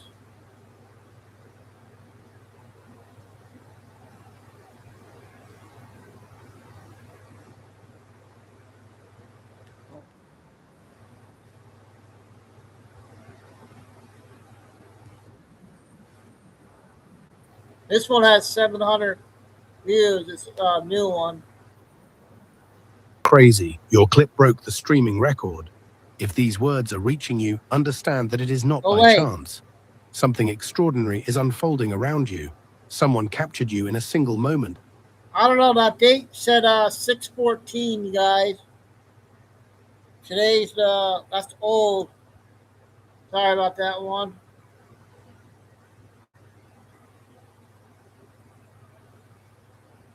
Okay, we'll get to this one here. This is 5 minutes.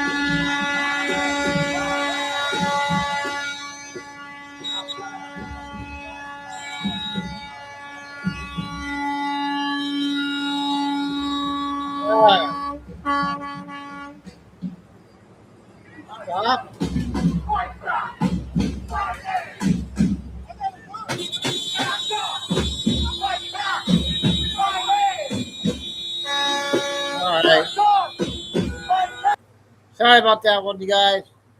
I didn't want to hear that. So I got one Trisha, one Benny. They're about 15 on both, so we'll do two more. Got a lot of good stuff out, Bettis. I can't believe how fast these 2 hours went already, you guys.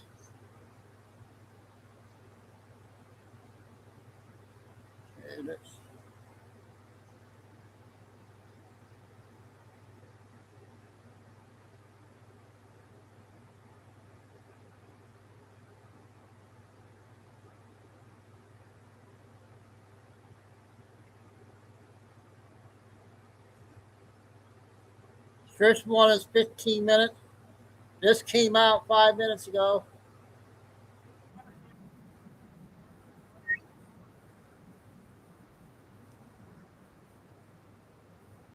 That is horrific. And you're an anti-Nazi pin on you, but are you a Grant Platinum supporter? Yeah. So how can you wear an anti-Nazi button and be a Grand Platinum. Who do you support? Who do I like? Who do you support? You like Trump? He's a decent You like president. Stephen Miller? I don't know Stephen Miller, no. So you don't know what you're talking about? what do you mean I don't know what I'm They're talking about? fascists. How am I a fascist? Explain that. I said they're fascists. They're fascists. So explain that to me. So So oftentimes who are you filming me for? You haven't asked for my permission. it's a one-party state here in Maine. You know, one-party rules apply in Maine. We can film you. He's on a public street. Yeah. So when you say he's a fascist, what does that mean? He's a fascist. What does that mean? He's a dictator. He's a dictator. Okay, so explain. Assume I'm stupid. Explain to me what a fascist is.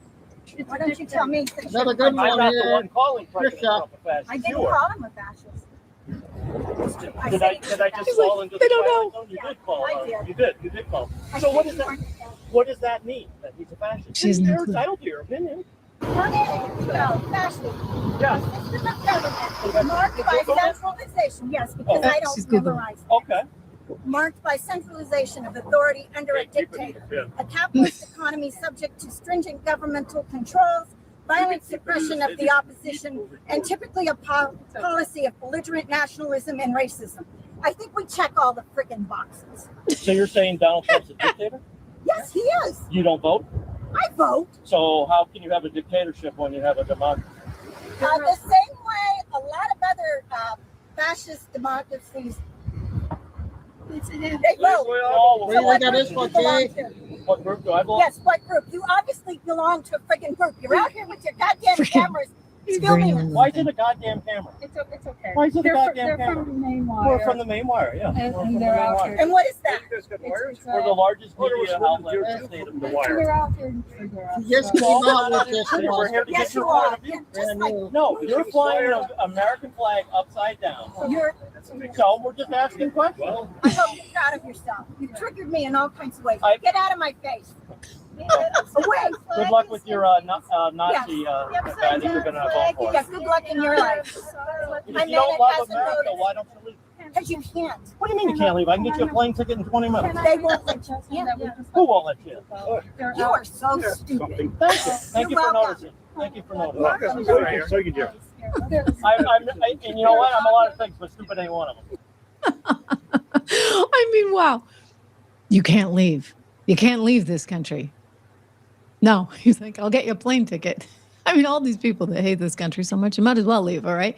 And by the way, newsflash, yeah, you can leave. I mean, granted, you may have to pay a lot of taxes. I always joke about this. You know, you can check in, but you really can't check out in the sense that if you have anything, the government, Uncle Sam takes half of it on the way out. So, you know, I say to these migrants, you know, maybe you're better off staying someplace else. Anyway, I digress. The point being that these people don't understand what it is that they're even out there fighting for, right?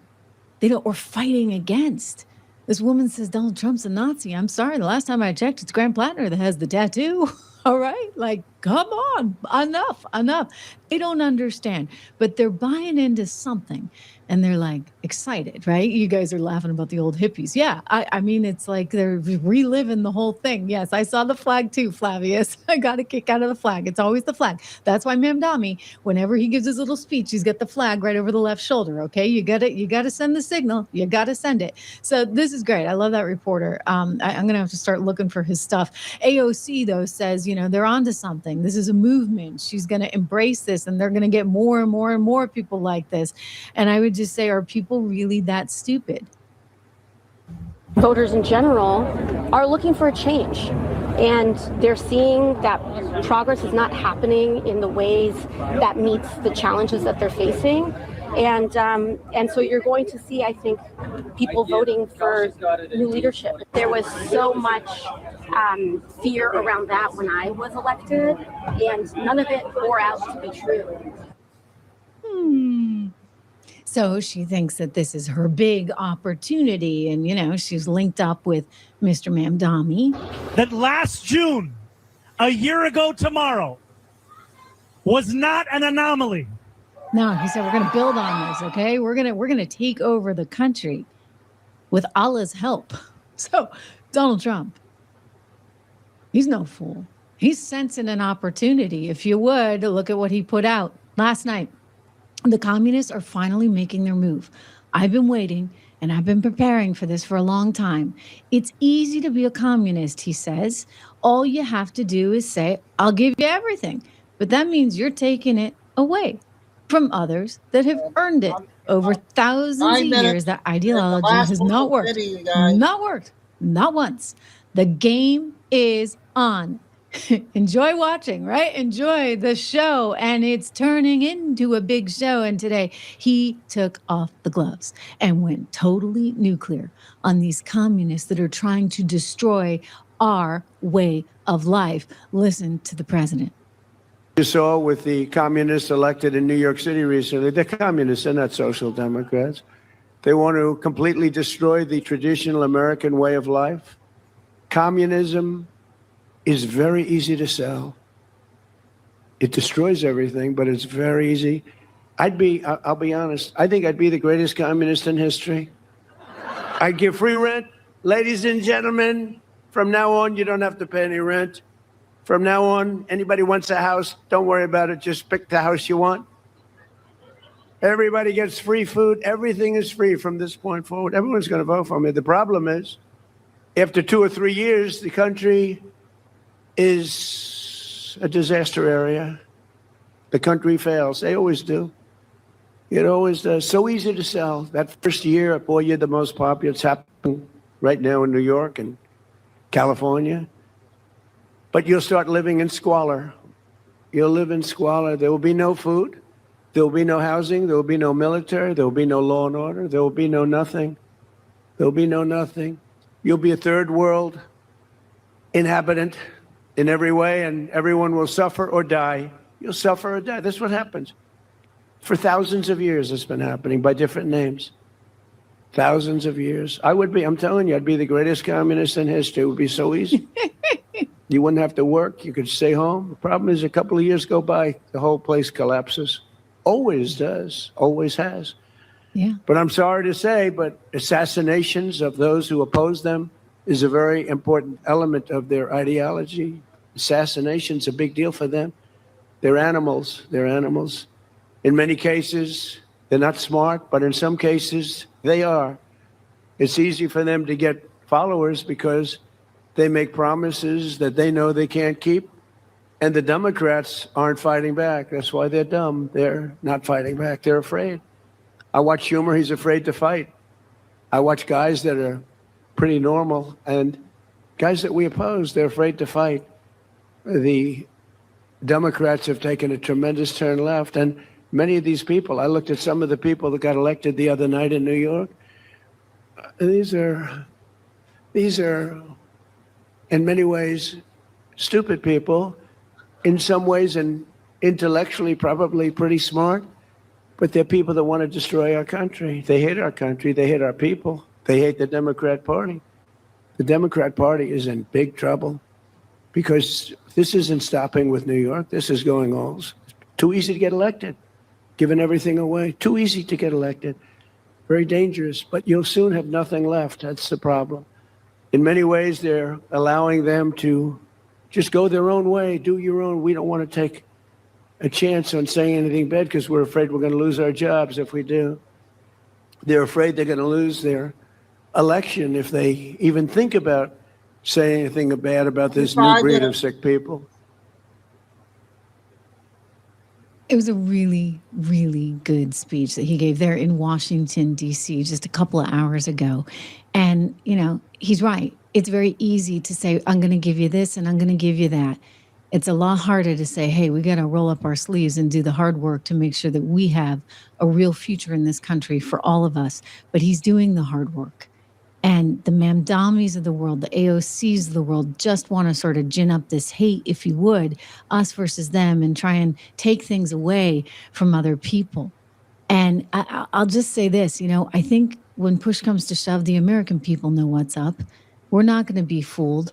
CNN showcasing a brand new poll today. And some of the people on CNN don't like to have to admit this stuff, right? But they're saying it because they have to, because this is the news. He is transformative in every way. Let's go to Harry Enton there, the pollster guy on CNN. Take a listen to this.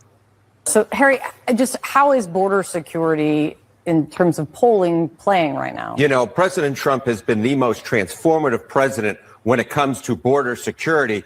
And when it comes to border security particularly, it's paying off for him in the polls. So just take a look here. Okay, net approval rating on border security at this point in the presidency. Look at where Joe Biden was in June of 2022. He was way underwater. Look at this, 23 points underwater. Look at where President Trump is right now. He's actually above water. He is on the positive side of the ledger at +2 points. So he's 25 points more popular than Joe Biden was at this point in his presidency. And the American people, when it comes to President Trump, actually like the job that he's doing when it comes to border security in particular. Yeah. Right. So that's an important thing to keep in mind. And this is why the Democrats are going to do it to themselves. Listen, the Democrats have taken a very weird, very, very left turn. As Stephen Miller articulated, I think this is on Fox the other night. Listen. That's the communication challenge that we all have together, Sean, which is to explain to the American people that Democrats you grew up with, the Democrats that your mom and dad grew up with, the Democrats that your grandma and grandpa grew up with do not exist anymore at all, not at any level of government. A vote for any Democrat anywhere for any office is empowering a party that wants to strip this country to the bone, to take away our security, our defense, our way of life. You know, just tonight, Sean, I saw a Democrat member of Congress online defending the Antifa terrorists in Texas who were just jailed for shooting an ICE officer. They shot an ICE officer. They were charged with terrorism, and a Democrat congresswoman was defending the Antifa terrorists. You know, this is why it's getting so weird. When you start defending the really, in my book, indefensible, just for political reasons, just because you hate Trump, I mean, this is messed up, okay? When you're LaMonica MacGyver and you think you can punch an ICE officer because you have dehumanized that person because they work, in your eyes, for Trump, we're like turning the corner into like very weird, very dangerous territory. And so I realize it's a little bit hyperbole, right? When we say, oh gosh, you know, you're going to have the Civil War on our doorstep. But at the same time, the more this kind of nonsense continues, the more people try to defy the law, the more you're heading into this really dangerous trajectory. So it's all the more important, I think, that we remember, keep the eyes on the prize, right? We want to, 250 years, we want a country with leaders and lawmakers that love this country, that love the American people and want prosperity for everyone. And that means embracing all the great things that have put us where we are here today. The capitalist underpinning of this country, it is unique to us. Thank you to our founding fathers for setting up a system that's unlike any other. Unlike any other in the world. I want to remind you, great to have you guys here. Thank you for all you do to make this. Okay, that was a big one today, from Trisha. She just came out with that one a little bit ago when I started it. So the last one's going to be Benny, you guys. And then tomorrow will be scheduled for 3.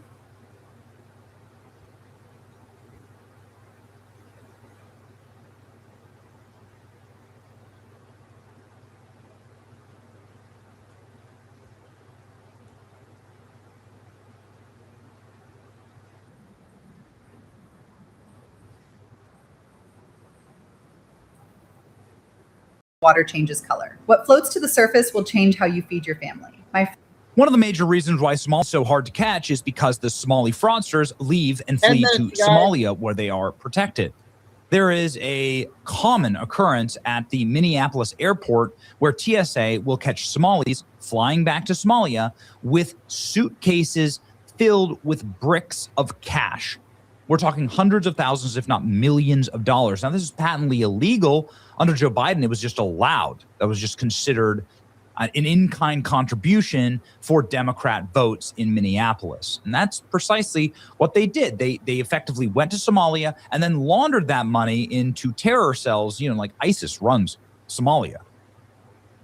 But something insane happened that shows absolute love of the game for the Trump administration. The Trump administration has decided to put the screws to the failed state of Somalia and to start prosecuting and arresting the fraudsters back in Mogadishu, chasing them back into their rat holes in their homes. We saw this news from Nick Shirley last night. Feds just went into Mogadishu and caught a leerer. I repeat, they captured a leerer in Mogadishu. No leerer is safe, ha, ha, ha. So what did he mean by this? Well, here we go. Minnesota man taken into custody for $250 million fraud scheme in Somalia. Yo, this is amazing.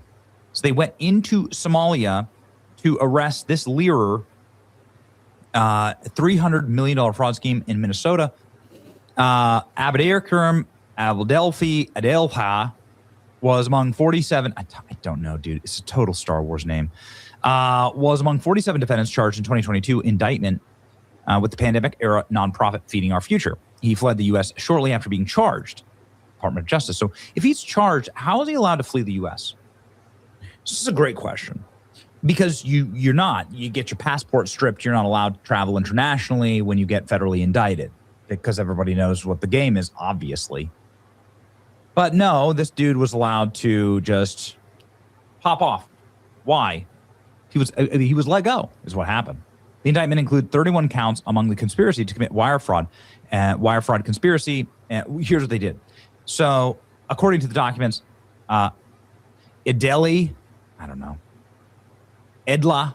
worked at Feeding Our Futures and was responsible for recruiting and supporting program sites. Prosecutors allege that he solicited and received bribes and kickbacks from individuals and companies seeking to operate the fraudulent distribution meal sites as a pay-to-play scheme.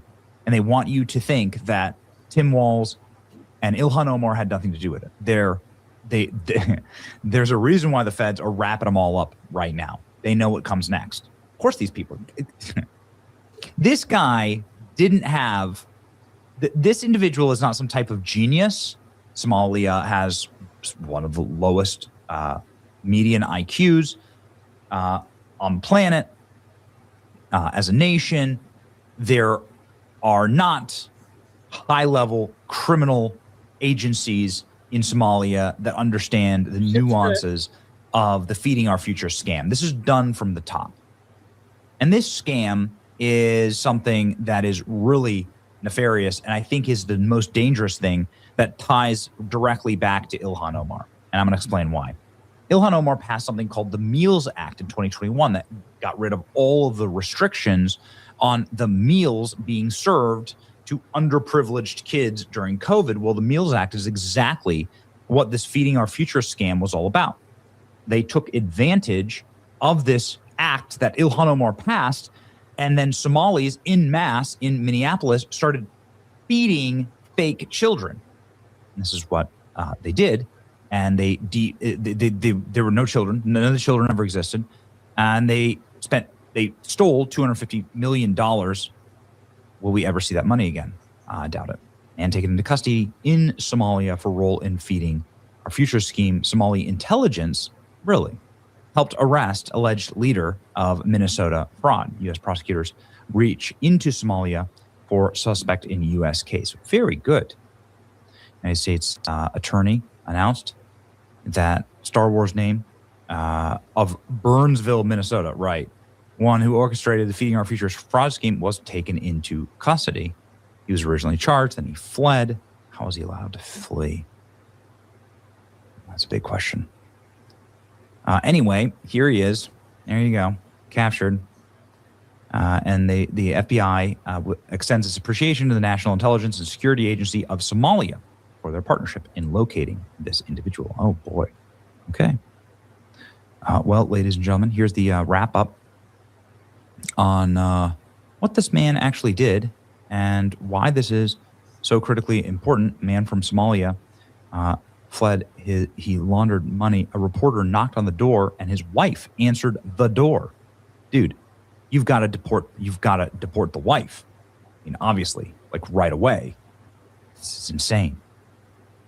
The man stole millions of dollars.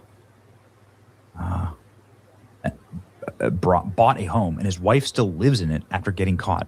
Only in America. With 5 eyewitnesses. I recently checked on this house in Burnsville, Minnesota. looking for info about a man named Abdikerm Idle. Do you know where he is? He knows how to pronounce it. He fled the country in 2022, right before being indicted for fraud, along with his boss and 45 others linked to Feeding Our Future. Investigators say stolen taxpayer money paid for this house, and the feds filed paperwork to take it through forfeiture. Do you know if the government is trying to take this house? That's the voice of his ex-wife, according to a young woman who also spoke to me through the door. Ex-husband.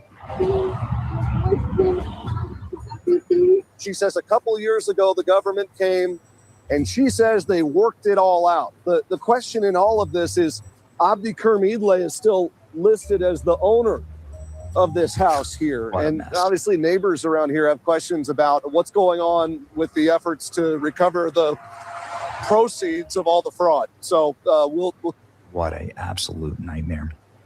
What a mess. Please, I'm begging you, Stephen Miller, please, I will send you this video. You need to bankrupt his family. You need to take that house. Ladies and gentlemen, here is the local news reporting on finally getting this scum back in the United States and charged. Well done, FBI.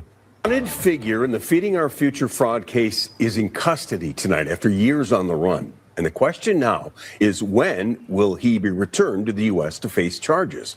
Federal prosecutors confirmed Abdikerm Idle was arrested in Somalia within the last 24 hours.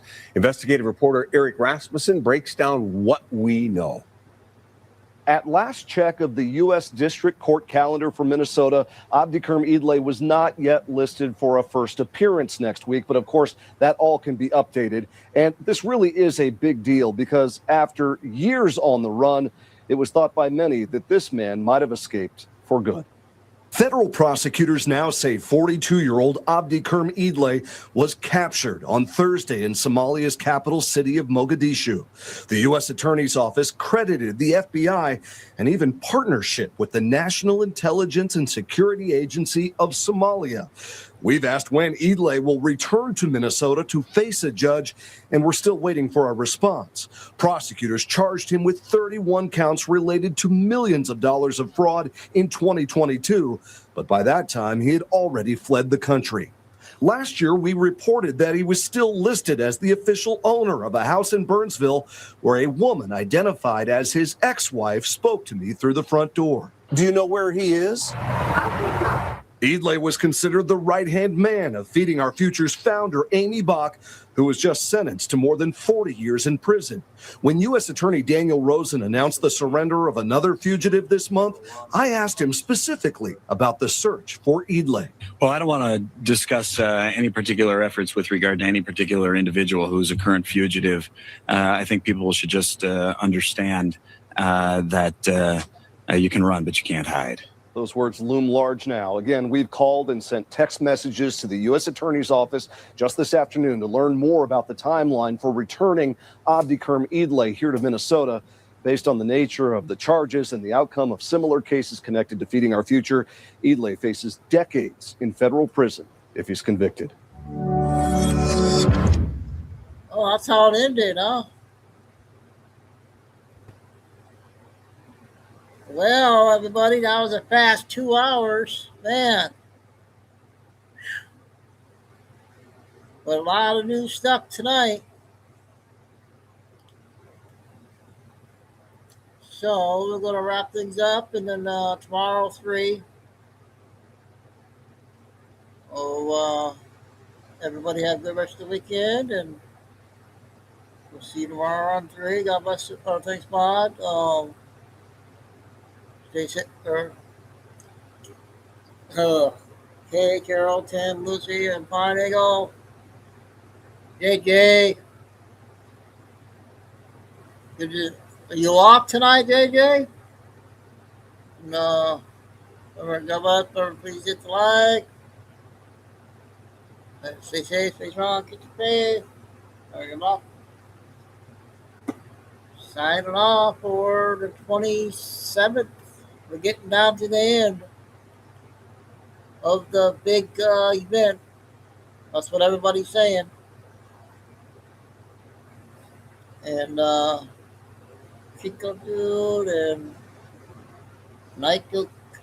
Chico's cousins.